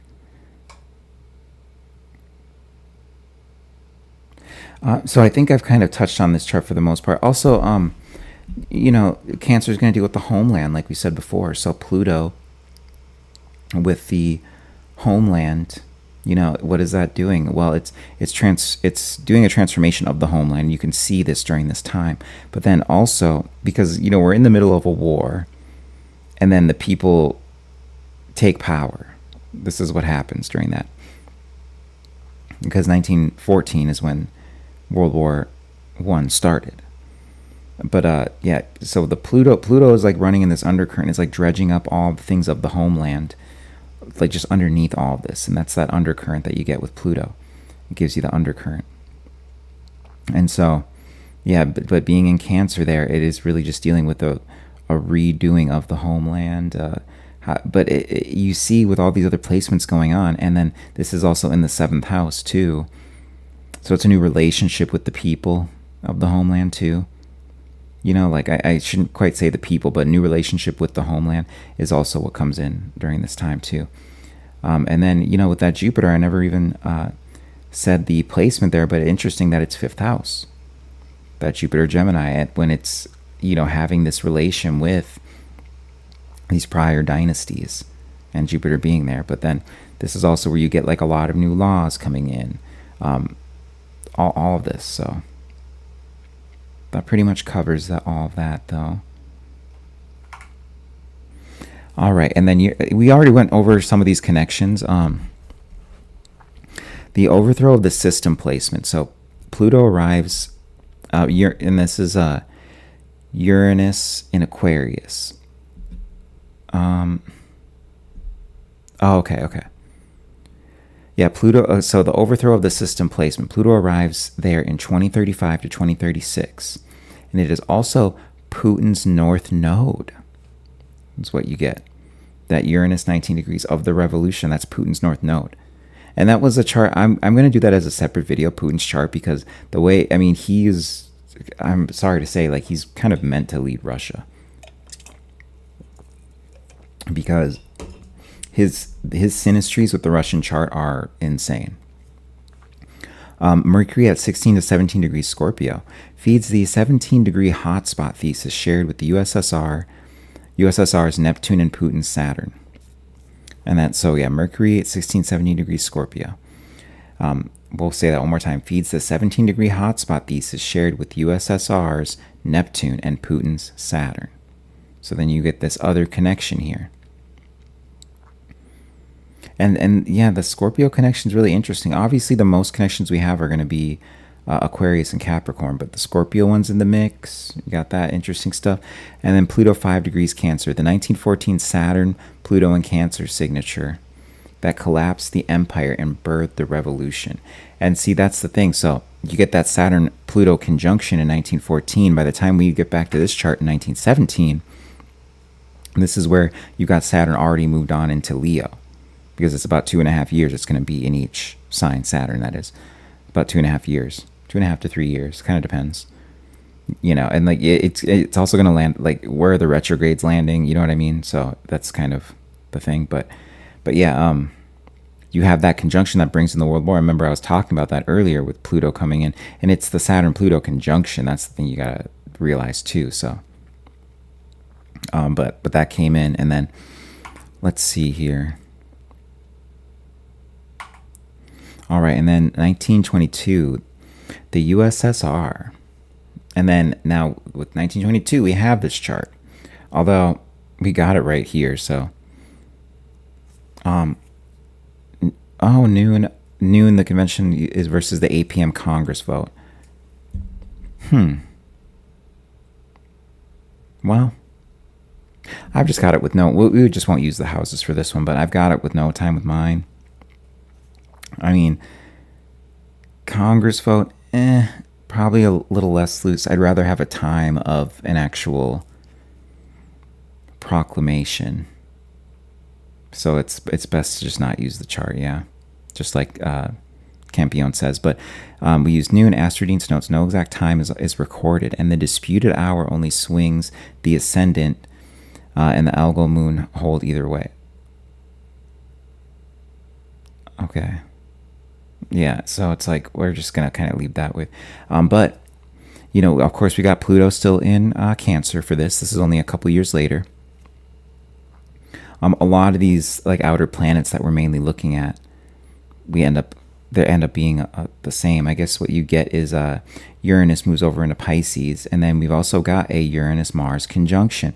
So these Uranus-Mars conjunctions are really important for Russia as a nation. And so what I'm wondering is, what are we going to see around the 4th of July with this Mars-Uranus conjunction, especially because it's going to be in Gemini, which is a pretty active part of the chart for Russia as a nation. So that's going to be really interesting there. But yeah, you got the Mars-Uranus conjunction in Pisces there.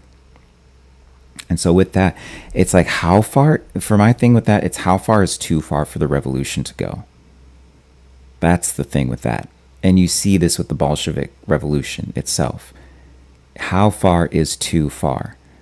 With a lot of the stuff that was just going on in general, the famine, starvation, all the stuff that that the Bolsheviks brought in is really, really important. And then, of course, you've got some more Scorpio stuff going on again. You got Jupiter in Scorpio. Excuse me. You got Jupiter in Scorpio. You got Venus in Scorpio as well. And then you've got North Node in Virgo. So this kind of deals with the whole thing we were talking about, power to the people. Power to the worker, more specifically, power to the worker. And we're still in this process of, remember I said this earlier, dissolving the leadership that's been in place for a long time. You know, for the 300-year dynasty, there's that dissolution that's coming in because Neptune dissolves. And so now it's continued its move through there. We're seeing that the Bolsheviks come into power, all that. And then with Pluto, or well, we already looked at Pluto, excuse me. But yeah, there's that Pluto in there. And then, you know, even with Pluto, you got that opposition to the sun. So it's a Sun-Pluto opposition there. And then what is really, this is where they start to deconstruct a lot of the things with the homeland, but then there's also going to be something that's ignored with the homeland too. And really, and this is going to deal with, there's the kind of the working aspect. Of course, that's more Virgo. This is more like the structures. So this is a lot of undoing a lot of the structures, redoing the structures. There's Mercury involved, so commerce is going to be coming around that kind of stuff too. And then, you know, you've always got that Mercury connection to commerce and to like trade and that kind of stuff.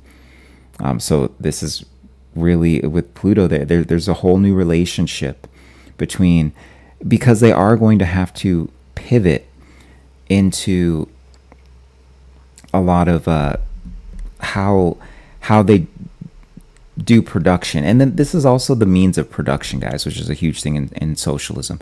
The means of production, you know, so there's a new relationship with the means of production in the homeland, how that's going on, all that kind of stuff. And then it's so funny because you can look at this chart and you can be like, wow, like, so the even the serfdom still continues even then. It's kind of interesting, right? And maybe it's called something else at that time, but let's get back here to really connect that properly to the serfdom. So I think I have that as let's double check again when. Here we go, we got that. Yeah, so because at that point the serfdom is over. But then you still just have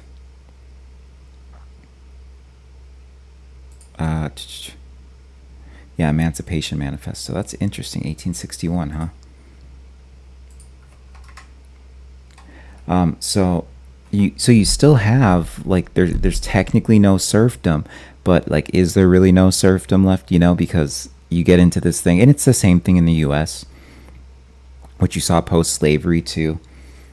It's just like, even though you end slavery, even though you end serfdom, the people almost know no other way. They have to figure out how to assimilate to society. So like, are you going to need to give them land? Are you going to need to, and these are a lot, you know, we're not going to start to do a deep dive on the Bolshevik Revolution and all this, but we're more just kind of trying to look at this chart. So that's just, that's what comes through for me when I'm looking at this axis here of Capricorn and Cancer. But then the Saturn here, this is the last part here, the part that I didn't look at. Look at that, at the, excuse me, at Saturn in Libra. That's the, what is it called? The, I don't know why I'm drawing a blank right now. Saturn in Libra, this is the Russian degree. That's Saturn in Libra. And so, you know, we had that at 21 degrees last time, obviously, but it's still conjunct with that, with the Russian degree. So that's just what's really interesting. And then the moon on Algol too, which is something that's really interesting, the Algol moon, because this deals with, especially around resources, people like losing their head around resources. If you're going off of this chart, even in the 12th house, kind of makes it even more interesting, but losing their head around resources. It's funny because I just used this entire chart when I actually have the chart here. But, you know, there's no time for it, so I guess it was okay that I used that chart, but that's the thing here. And then, you know, Chiron and Aries too. So we're just wrapping up this Chiron return. Yeah, something, now that I'm like really sitting down and doing this presentation, I think we do see something soon with Russia, but it's going to be the seed for more stuff that we see around more of this, you know, 2027, 2028 period that we're looking at. And that's when like a lot of stuff is popping off in the world, 2027, 2028, you know, but there's some type of thing around this Mars-Uranus conjunction. And that Mars-Uranus conjunction, I think we will still have Chiron in Taurus at that time, but it is going to retrograde back in. That's the thing, guys, is it retrogrades back in. So there's some type of trigger event. It retrogrades back in, Chiron that is, to Aries. And then there's a lot of just stuff that we see. This is going to be at the same time as we've got a Mercury-Venus retrograde in Scorpio too. So where there's something around finance with a lot of different countries. I view this as currency wars, the beginnings of currency wars, onboarding people onto newer financial systems. Doesn't mean the financial system's fully in or comes fully in, but there is some type of shift around the financial systems of the world that's going to start taking place. And you can really see with what's going on with the war in Iran. And now all of a sudden Iran's backing out. Well, we only have 4 weeks left of the Strategic Petroleum Reserve left that we've been taking out of just to keep the prices down here. So, and I think that there is like a part of this that's manufactured because it seems that the whole world model is shifting into obviously the multipolar world like I'm talking about, but they're shifting away from America and Bretton Woods and all this stuff that came about in World War II. And so with that comes a financial shift. It comes an energy shift, an energy shock, all these things. But I just find that interesting that we've got the Chiron and Aries there. And that Chiron Aries, also where the lunar eclipse was, the previous lunar eclipse, those are both squaring Pluto. And so you've got that wound around, the national identity, pride, selfhood, really like, and you could say a people in general. We're feeling this wound around that, like, and then it's having to do with like the homeland, with the undercurrent in the homeland, all that kind of stuff, that opposition that we already talked about. That's with the sun up in Capricorn. We talked about what that axismally does. And then you got South Node in... So the North Node in Virgo was also really interesting too. Let's go back here, because we didn't even touch on that. North Node Virgo. And then that's dealing with... Well, I think we might have, but that's dealing with the worker, like power to the worker. Yeah, we did talk about that. But then South Node in Pisces. And then where did that was that South Node like right? Okay, 24 degrees, I guess. But yeah, so that's really interesting. South Node Pisces, so it's like moving away from this, whatever that hidden power. And remember, I talk about this hidden power that has been, that is responsible for kings being put into place, all that kind of stuff. It seems that this almost was a little outside of that, the way that this went down.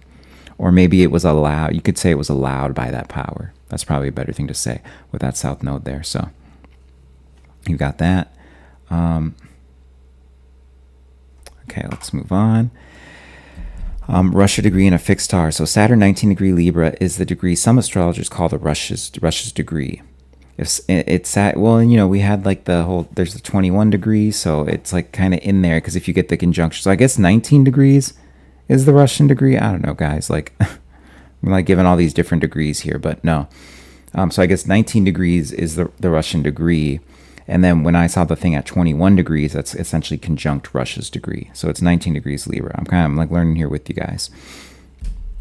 It's Saturn return.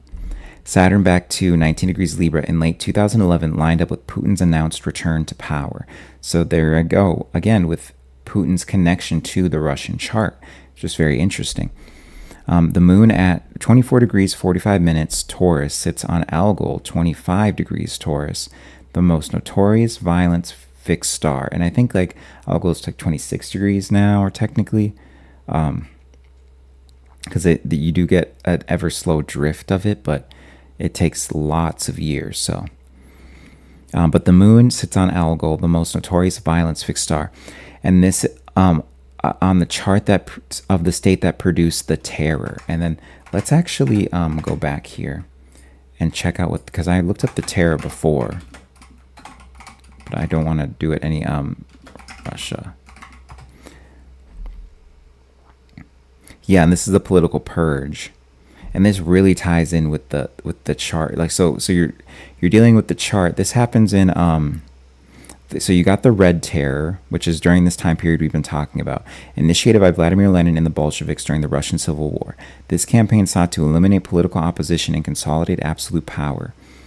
And then you have the Great Terror, and this is going to be years later, but of course under the same chart. And so you have these same dynamics running because you're still running with the same chart, the same country, which is over here, which is the USSR chart. Okay, and so with that USSR chart, you've got the terror that it gets produced, but orchestrated by Joseph Stalin. This was a massive paranoid campaign of political repression aimed at eliminating perceived threats within the Communist Party, the Red Army, and the general public. The People's Commissariat for Internal Affairs is the ones who enforced it. And this gets into secret police and stuff, guys. Okay? And so when we're looking at the chart right here, you know, we were looking at there's like the Scorpio stuff kind of going on too. But then, yeah, you've also got here Mars, and that's the thing you can say with the Mars-Uranus conjunction right there, is the secret police. Secret police, right there. And then you even look at, yeah, that's really, it's so interesting, because then you have that goes down to the stuff with the homeland, also conjunct Sirius, which is cool.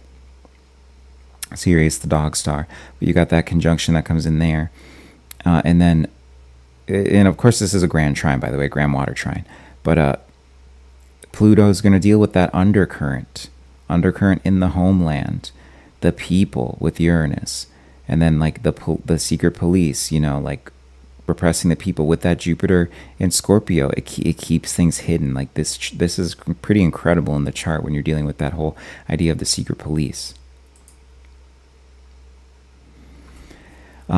So it's show trials, forced confessions, widespread denunciation, the execution or imprisonment of anyone suspected of anti-Soviet sentiment or sabotage.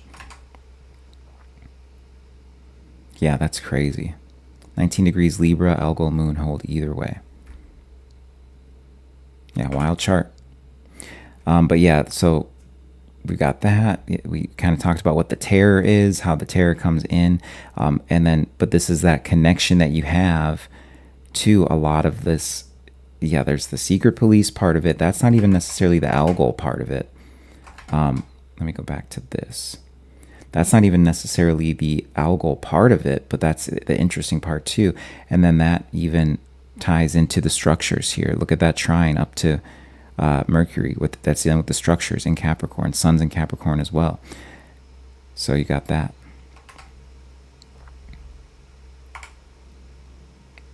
And now this is the main chart, guys. So we'll just get into this chart here and then we'll wrap up.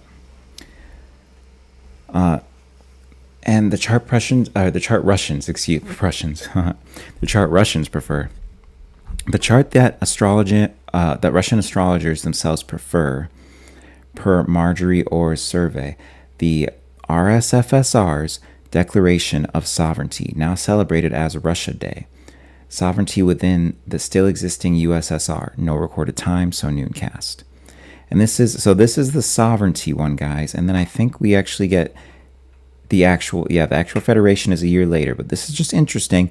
You look at the, and I won't dive as deep into this one because we got the next one to dive deeper into. But the thing that I will dive into is the Aquarius connection.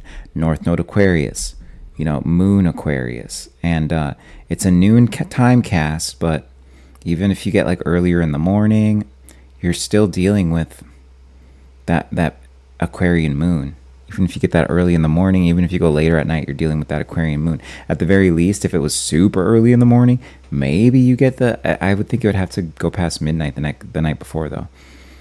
So really Aquarian moon, but you can even work with that with a Capricorn moon in that. But you've got Uranus Capricorn, Neptune Capricorn, Saturn Capricorn, and then you've got Moon and North Node in Aquarius right there. And so there you get that Capricorn Aquarius connection coming back here. And then but remember, this is the proclamation day too. And so we're just going to look at some of these faster moving stuff, but there's that stellium there we just want to address. And then, you've got, which I find to be very fitting, Mars and Aries during this time, where they proclaim themselves free from the Soviet Union, from the socialist regime, all that.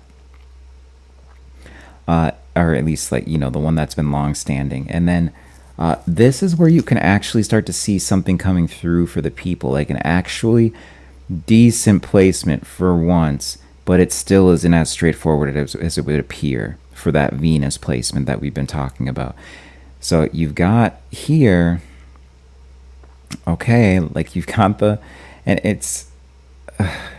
it sucks because you got finally a straightforward good placement of Venus and Taurus, but it's like an exact opposition with Pluto Scorpio at 15 degrees, and it's retrograde at that time. So there still is something there with the wealth of the nation that's hanging on as they bring in this new power.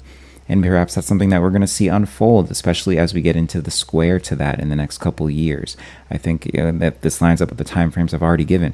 As we get into the square the next couple of years, that's something that we're going to see unfold. And then also, you got 0 degrees, Mercury.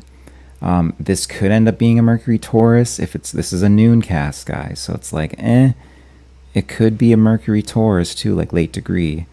But we're just kind of looking at little things. Sun in Gemini. You know, this is really dealing with, this is them broadcasting it out to the world. You know, that they're independent and everything. And then look at that Jupiter coming around, exalted in Cancer, ready to really heal a lot of the stuff that we've seen happen with the Cancer placements in the chart. So we've got that too. Okay, but then we'll kind of, this is the workhorse chart though. This is where we get into like the chart that most people use. So on 25th of December, Christmas, 1991, the Soviet flag came down over the Kremlin and the Russian tricolor went up. The modern federation goes live. Why this date and time? The modern working chart, the Kremlin flag change, not Gorbachev's speech. Sources scatter the minute. Sources scatter the minute, 7:20 to 8:25 p.m. GMT versus Moscow, but the ascendant stays in late Virgo, so the chart is robust where it counts. Okay, and so look at this, guys. Here we get the Virgo stuff coming back in, these Virgo connections, which are just so important in the chart. And you know, I'd argue the Virgo stuff's probably the third most important connection in the chart, if I'm thinking of it off the top of my out of all of these charts, rather. You know, the Virgo connection is super important, and with that you're dealing because it's you have Jupiter in Virgo on the ascendant, and so this is going to be the expansion of like workers' rights. You know, that's really how I view it. Expansion of workers' rights. You got the moon in there as well, like things that are more, you could say equitable, but like it just that feel nicer for the workers. You know, these people actually are feeling good again about the work that they put in the nation and all that stuff. So there's that, and it's in, you know, it's gonna kind of depend whether we go depending. It's within a 1 hour period, so for the most part, you're gonna get that moon in either the 12th or like, would that be like the 1st? Because this is I don't know what time this particularly is, but we've also just got the chart. So let's grab the chart that I have. So 7:32. Yeah, okay. So you actually get the you get the moon right there. Oh, and I settled with this one, guys, because I was cross-referencing a lot of stuff. But what I really like about this is, you get moon in the first house. So that's like fair workers' rights. But ideally, yeah, no, we're gonna keep this. This is well, and it's like I like this better even as a Leo ascendant, because with the Leo ascendant, it's like it's talking about you've got the moon in the first, you got Jupiter in the second. This is like about people actually being able to keep their money again, you know, and bringing the moon in there of feeling like their work matters again, all that stuff, and then feeling like they have some type of sovereignty as well. So that stuff kind of comes in. You have that mix that's coming in there, but as we said, these times are looser, so I think that one takes it as a later time, like maybe an hour later. So, but then you get Chiron here. And then that Chiron in the 12th there's a healing moment around that. Chiron in the 12th, that's like it's trining over here to Mercury in Sagittarius in the 4th house. So it's having to deal with that homeland that we were talking about, all this homeland stuff that keeps on coming up. The homeland, commerce, all that. There's a healing moment around it, around having sovereignty over it, around actually kind of feeling like they know who's in power again at this point. There's that too. And then you see that Jupiter, though, is squaring that. So even with this, there's kind of a belief of where Russia is heading that isn't necessarily where it's going to be as good for the workers. But you can indisputably say that this is a better time for the working class that comes into Russia. So with that, and we'll actually, as we keep reading, let's like read a little more here. Let's look.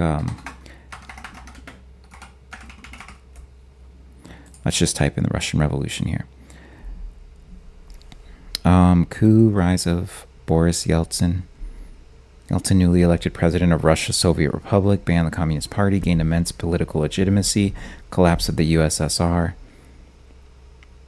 Independent movements accelerated, leading republics to declare independence. And then 1991, the leaders of Russia, Ukraine, and Belarus signed the Bolshevik Accords, which established the Commonwealth of Independent States and effectively dissolved the Soviet Union.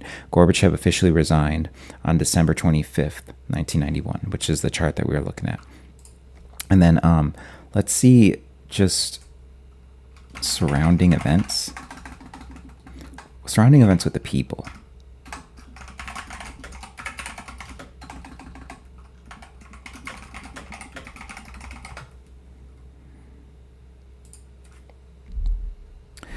The demands. Ordinary Muscovites openly called for the resignation. Okay, you got that. We're going to say, yeah, legacy of the people. The end of the USSR fulfilled the desire for freedom of expression and democracy, but also ushered in deep economic shock and uncertainty. That's interesting too. So we get like some of that stuff going on, but, or I've got the chart. Excuse me. So that's the thing, is where you kind of get there's like where I feel like you get some of that uncertainty from this placement. And then you also get some of the uncertainty because of the structures, but you got Saturn and Aquarius there. So that's really interesting there. And this is really around the, like, breaking the limitations around the people. You have that aspect too, new structures that the people are going to have a say into, which is going to, it's going to challenge the wound around sovereignty that Russia has had. So that's like definitely a process that comes in. You got that in the 6th house too, the house of Virgo, which deals with the worker. This gets back into new workers' rights, new workers' rules, that kind of stuff. Then also you've got you got Sun, North Node, Uranus, and Neptune all in Capricorn there in the 5th house. And that's going to deal with like sovereignty when you're dealing with that 5th house energy. Yeah, now I see why I picked this chart, because I monkeyed around, but I did this like quite some time ago, like a couple weeks ago, honestly. But you've got, Sun, North Node, Uranus, Neptune, all in there. And then the vertex is right next to Neptune too. And I like to view the vertex as like where gifts come in. So it's like really around them being a very structured society. That's where you see these positive aspects come in with Jupiter too, around the worker. Like that lets them be like a great working class society. And this is what you see come out of. Now, obviously, there's economic shock that comes in and all that, and we see that. And this is why I look more over into the Mercury stuff, because it's kind of commerce, all that stuff. But then in Sagittarius, in 4th with the homeland, it's kind of like commerce in between the homeland. You have these things being aspected in the chart at certain times, and you can kind of see that as well. Pluto's still in Scorpio there.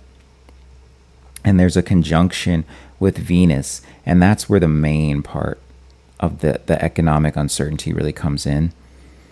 But ultimately, it works out for them. And then this deals with, Scorpio's going to deal with other people's resources as well, too. And so that it can be a powerful placement having that conjunction there.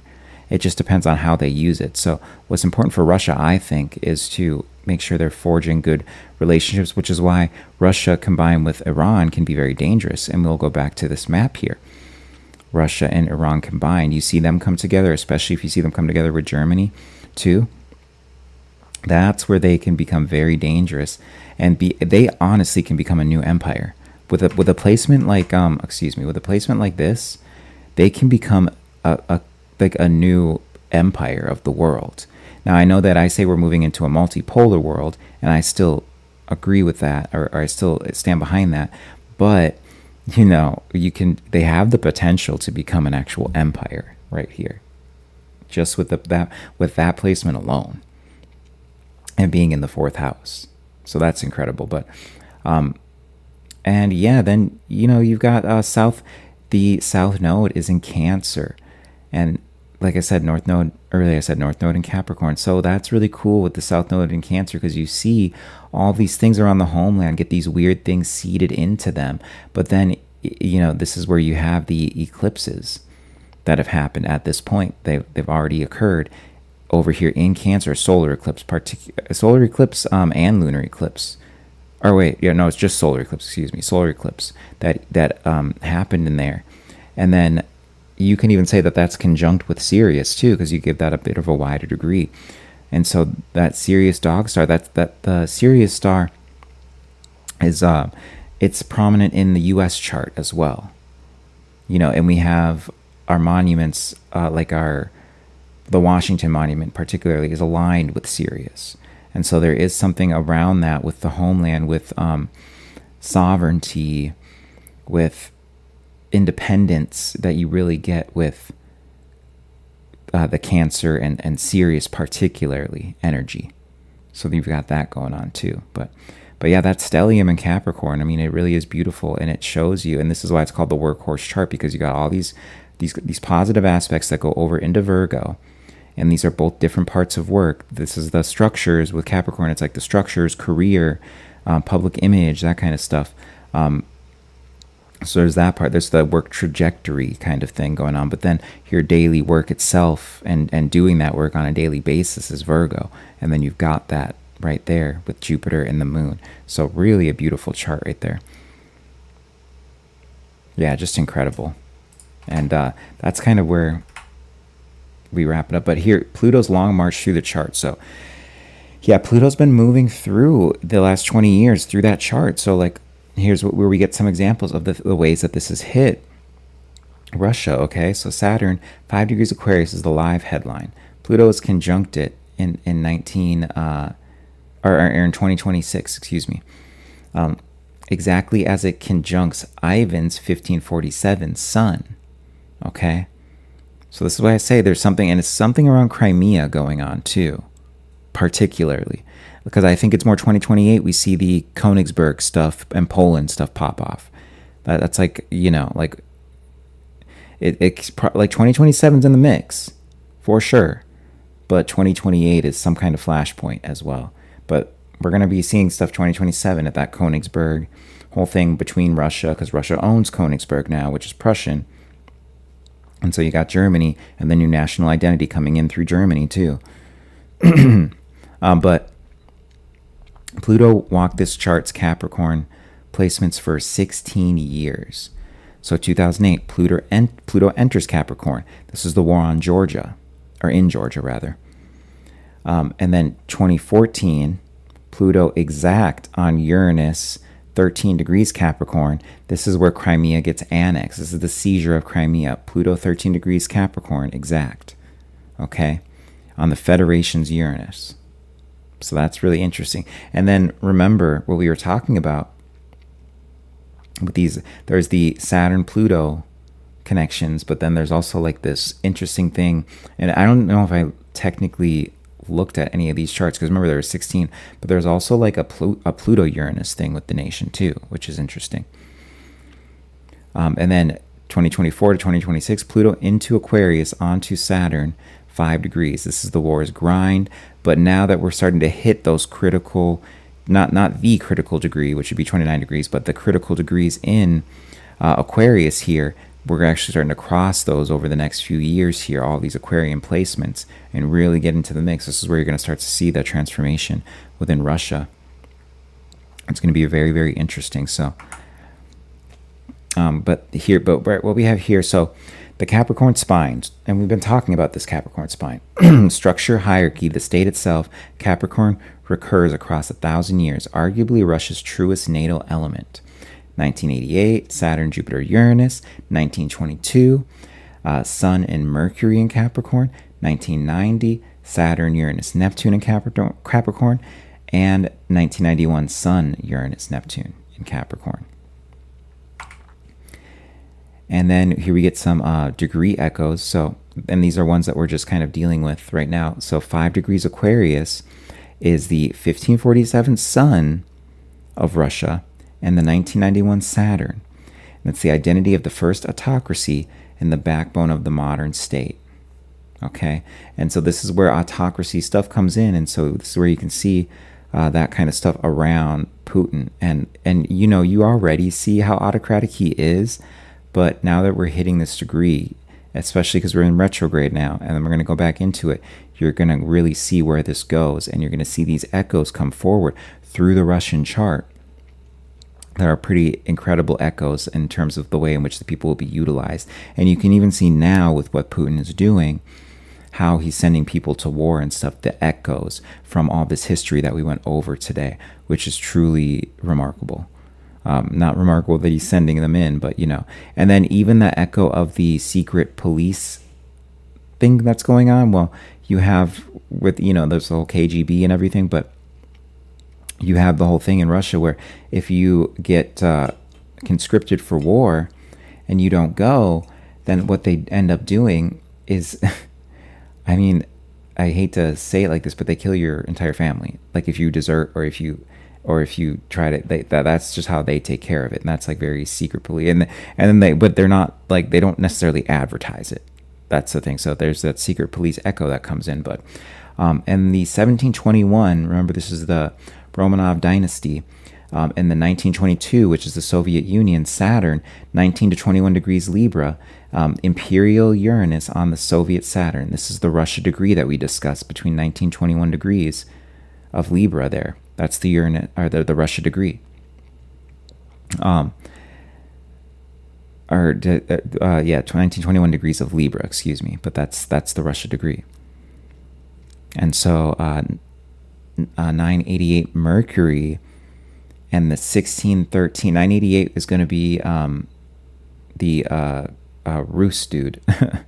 And then, but 988 Mercury, 1613 Uranus, these are 22 degrees Gemini. The conversion and the dynasty share a degree. Uranus lights both in 2029 to 2030.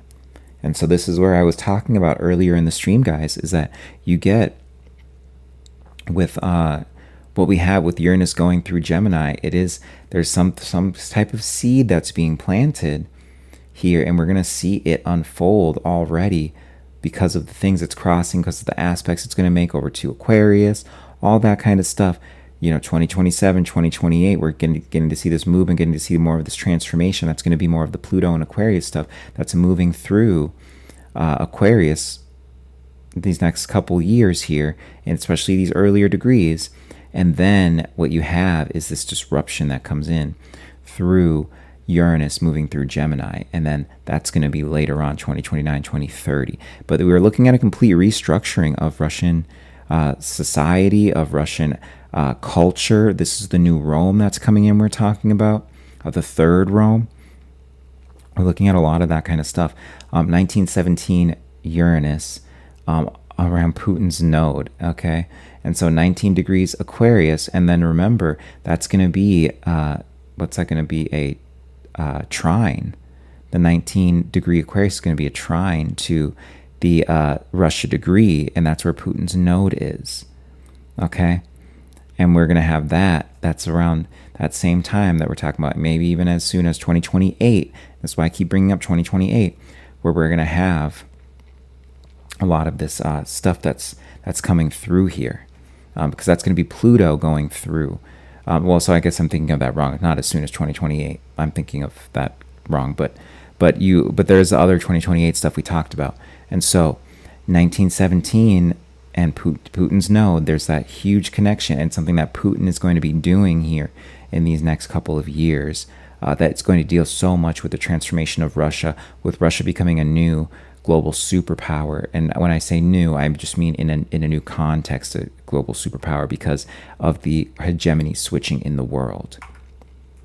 Master cycle, Pluto in Aquarius and the Crimea rime.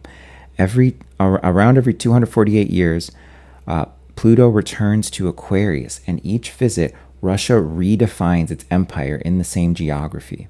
So this is the thing kind of we brought up all these different Pluto and Aquariuses.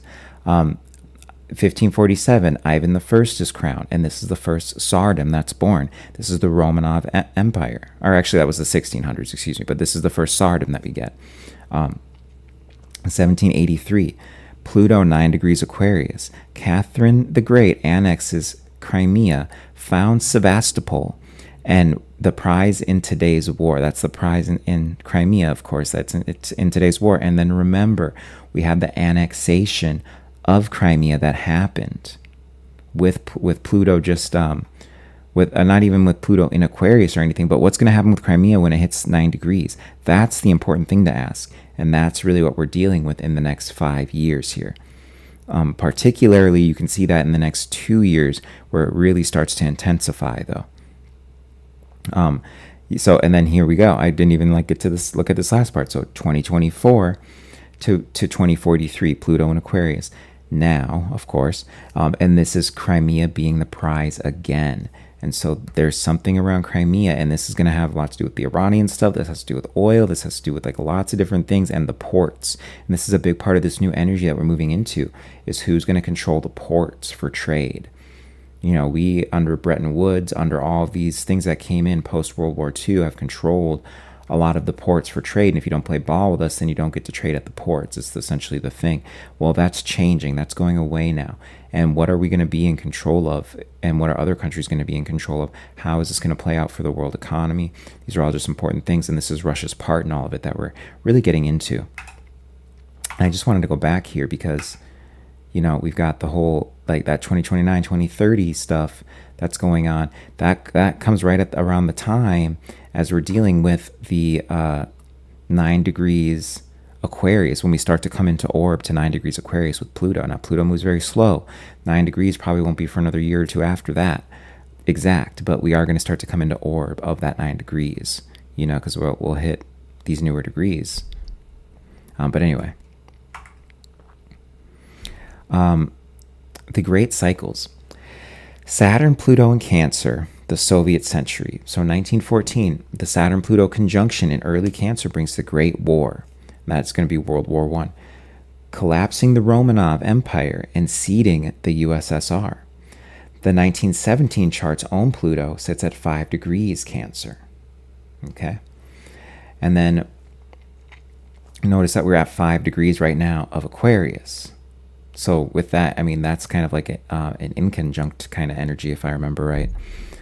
So you're already dealing with a negative aspect that it's in right now. And so there is something brewing here. There's a difficult placement that is dealing with, what's it called? That's dealing with Russia. And then 1941, Pluto crosses into Leo, straight onto the Soviet chart's Leo planets. Neptune 7 degrees, Saturn 14 degrees, exactly as Operation Barbarossa launches. This is in 1941. And so this gets into a lot of that World War II energy that we're seeing, okay?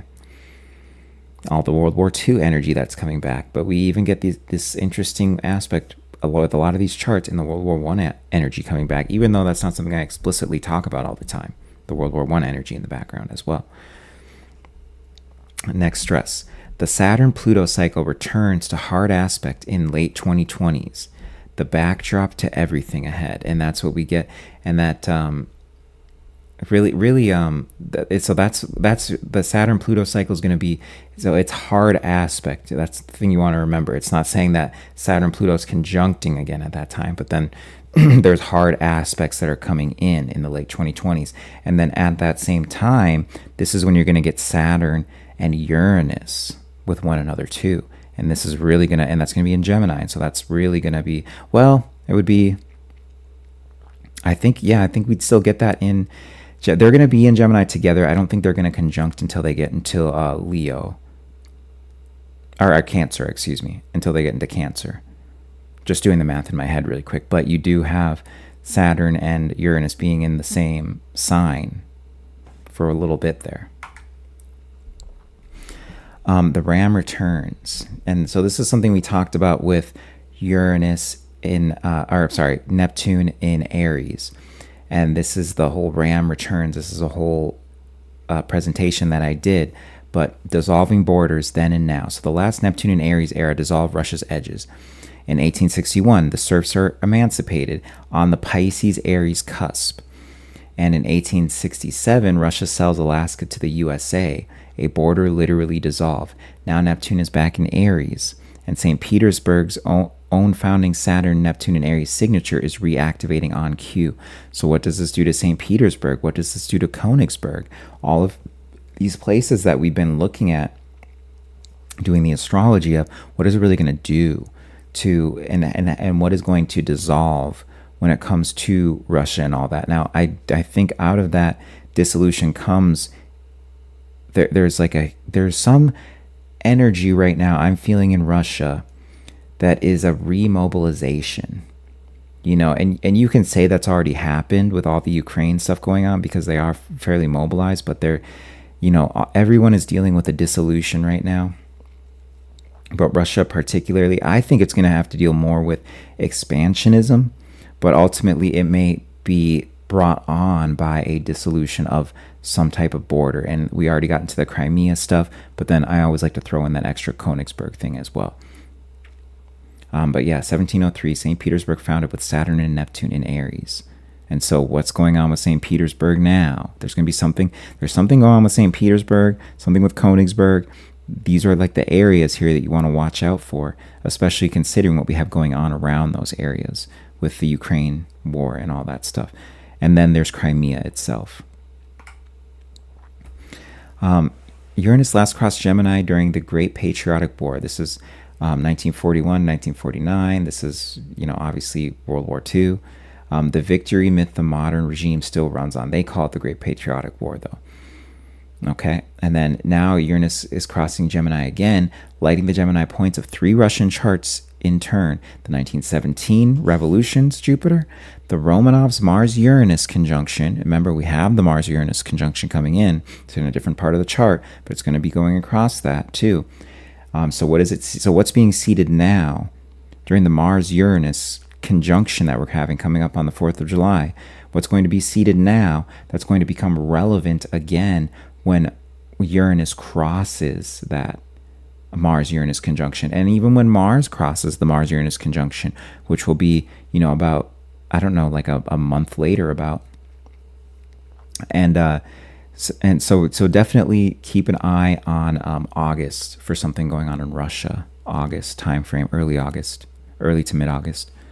And then the 988 Mercury also, that's going to be 2029 to 2030. So that's really where you see some type of consolidation, centralization, autocratic stuff start to spring back up. This is when Putin's chart's being aspected heavily, as well as the Russian chart as well, in these different ways that are dealing with the synastries of the charts. So disruption to communication, transport, alliances, and the war narrative itself.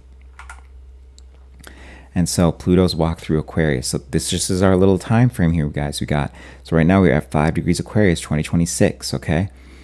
And we are still getting these smaller aspects. So these are more Uranus aspects that we're getting into 2028 and all that. But we are getting aspects in 2028 too. These are just the smaller aspects that we were looking at, okay? But then by the time we're going to get over to 2033, that's going to be the Tsardom Jupiter it's going to cross. That's definitely a huge point right there. A lot of people would say the new financial systems start to come in a little bit later. I think they might come in a little sooner, but like 2030s, early 2030s. So that would be a big moment for Russia right there, around that. But then this is going to have to deal with war too, for sure. Because you're dealing with Jupiter, you're dealing with Pluto there. It's going to be something interesting. And then this is actually where you could see this third Rome idea come in. The new idea of the third Rome could come in around then too. Get seated back here with all the play that we're getting in all these air placements. All these new fresh ideas start to come out around it, but then you see it come in. And then, later on, 2036, you're going to see it hit the revolution Uranus degree. And so this is where I'm saying I feel like there's a push back against the way that Russia starts to build out and do their stuff. And whether or not we'll see how that goes, I would want to have some more information before I really give predictions that far out. And then by the time we get to 2040, the Tsardom, Pluto, Mercury, and second Pluto return is what it's going to be too.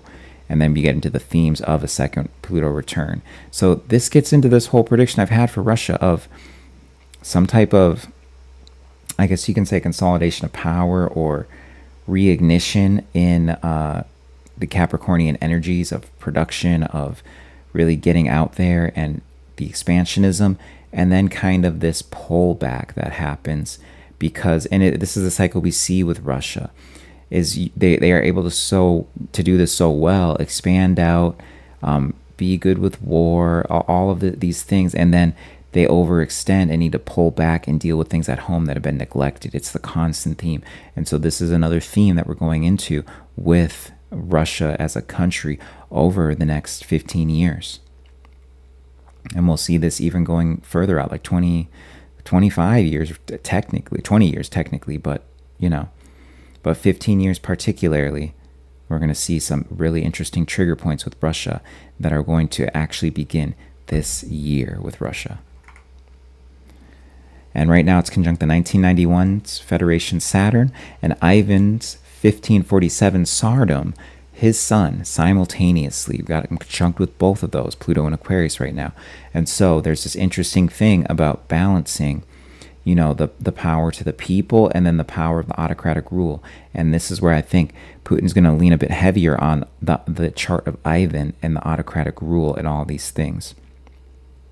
So the structural backbone of the modern state and the identity of the first autocracy transformed at the same moment. Astrologically, the war's grinding, unresolved endgame phase. And then this is where we also see something with the endgame that's going to happen as these aspects, as we finish out the retrogrades, these aspects start to unlock and fully move through all of them. This is where we really are going to see what's going to be going on with the prize of Crimea, of Königsberg, which no one talks about Königsberg, but trust me that Königsberg is going to become important. But Königsberg, Ukraine, all that stuff. And then, of course, we want to just double back to Edgar Cayce, because we talked about the third Rome idea with Russia. That's always been this thing that was seeded during the 900s. Seeded became a talking point around the 1600s. And then now is looking like it's coming in as a type of eschatology for Russia. And this is going to be out of Russia. This is from Edgar Cayce. Out of Russia comes again the hope of the world. A Pluto and Aquarius death and rebirth 2024 to 2043, opening exactly as Saturn, Neptune in Aries peacemaker window begins. And this peacemaker window that we talk about is dealing with the eschatology behind Neptune in Aries and the peacemaker who comes forward out of the Middle East. The eschatological cycle and the chart cycle are pointing at the exact same multi-decade metamorphosis that we're dealing with. And so now we are in this new energy, guys, and we can see it. We can see that this war isn't going away. No matter how hard it's tried, Israel won't allow it. So who is the person that's going to rise up out of the Middle East that's going to stand against Israel? This will be the person prophesied by Cayce as the peacemaker. Not just prophesied by Cayce, but then also the person who is coming out of like the place of Israel, who was prophesied by Nostradamus. You can view it that way. Some people would view it as a bad figure that comes out of somewhere like Iran, but technically Nostradamus talks about the Middle East, and he talks about the blue. He says turban, but let's also think the GCC countries are controlled by Israel at this point. So this could be someone that has that front and then ends up being really they're working for Israel. So that this is what we're seeing as the great Satan in the Middle East being Israel. But all of this is the trigger point that we're at now, in this flashpoint of a huge metamorphosis in the unipolar world going to a multipolar world, in the economic system that we use, in world borders, the dissolution of world borders, all of these things. And this is really what a lot of us astrologers are trying to get people ready for. This is it's just so important because we think that we are just going to keep on living the way that we're living, and it's just going to be that simple. But everything is about to change in massive ways. And we see the beginning of this with this 4th of July conjunction that's coming in. We will see what the beginning of these things entail. And this is a thing that unfolds over multiple years, but you have these flashpoints, and the 4th of July is this flashpoint. It really is going to change everything. You know, not specifically the 4th of July, but around then, something that happens, something that comes out, it's going to change everything. We've got, this is just kind of going over the signatures, like the solid things we have versus like the ascendants and all that. We already did that as we went through. Oh, and then, yeah, 1 lineage, 8 charts. 988, civilizational root. 1613, refounding after collapse. 1917, the revolutionary idea. Oh, you know, I'm reading this wrong. Excuse me. Let me reread this. 1 lineage, 8 charts. Civilizational root, 988. The autocracy template, which was the Keystone Muse, 1547. Refounding after the collapse, and this is when we get the Romanovs, 1613. 1721, the empire turns west. 1917, the revolutionary idea. 1922, the Soviet state. 1990, Russia chooses itself, and we even saw that in the chart with the Aries stuff. Russia literally chooses itself. 1991, the modern federation. All right, and then that we've got there. That's like the whole spine of the Russia chart. In the future, we will just be using that 1991 chart, but we will have all these things in the background that we can use that can really give us a deeper thing to look at that other astrologers may not catch when it comes to what we're going to be seeing come out of Russia. And so, you know, I will say I didn't prepare as much as I would have liked to for this, but we looked stuff up on the fly as we were doing it, and we've all, I think, reached a better understanding of the Russian chart and of what we can expect from Russia going forward now. And these are, you know, I'll kind of do more structured predictions on a lot of this stuff, and this will be on my X. I'll post it. Maybe I'll do some posts on YouTube too, and really just dive into a lot of what we went over today, because, you know, like I said, not as structured as I usually am, but, you know, we got through it and we really looked at these major things, this Aquarius stuff, the Capricorn stuff, you know, and then we even had the Virgo heavy stuff and the Gemini stuff really in the background as the seeding of this. So this is the nature of the Russian chart that you got going on. And when you think about all those energies and you mix them up together, this is really what you're dealing with a lot of the stuff in Russia. And then you also just kind of had that scorpionic undertone, but that's going to go with a lot of this stuff because you're dealing with Pluto and Aquarius already. So like a lot of these Aquarian placements that you get, or even the Gemini one, it's dealing with that Pluto stuff. So you are going to have the scorpionic nature under it, but you combine all these energies and you really kind of get a picture, and you can imagine, yeah, that actually is what Russia is like, you know. So I hope everyone enjoyed this and you got some value out of it. I will be clipping this up and getting into a lot of the slight predictions that I gave on this, but then also just a lot of the deep info and connections across the whole thing. I'll make sure to clip those up and put those on, but I just hope everyone enjoyed themselves, and this is Night's Light Astrology. Feel free to go to nightslight.co for readings, and that's the link is in the description here. It's also in my bio. And then Linktree/nightslight for all my other platforms. You can follow me on X. You can follow me on Instagram. And then, yeah, I want you all to continue to use astrology to illuminate your path. That is my catchphrase here, because I truly think with astrology, you can prepare, you can illuminate your path, both in your personal life and things on the world stage for what is coming in, you know. So goodbye, beautiful souls. Have a great Friday. See you later.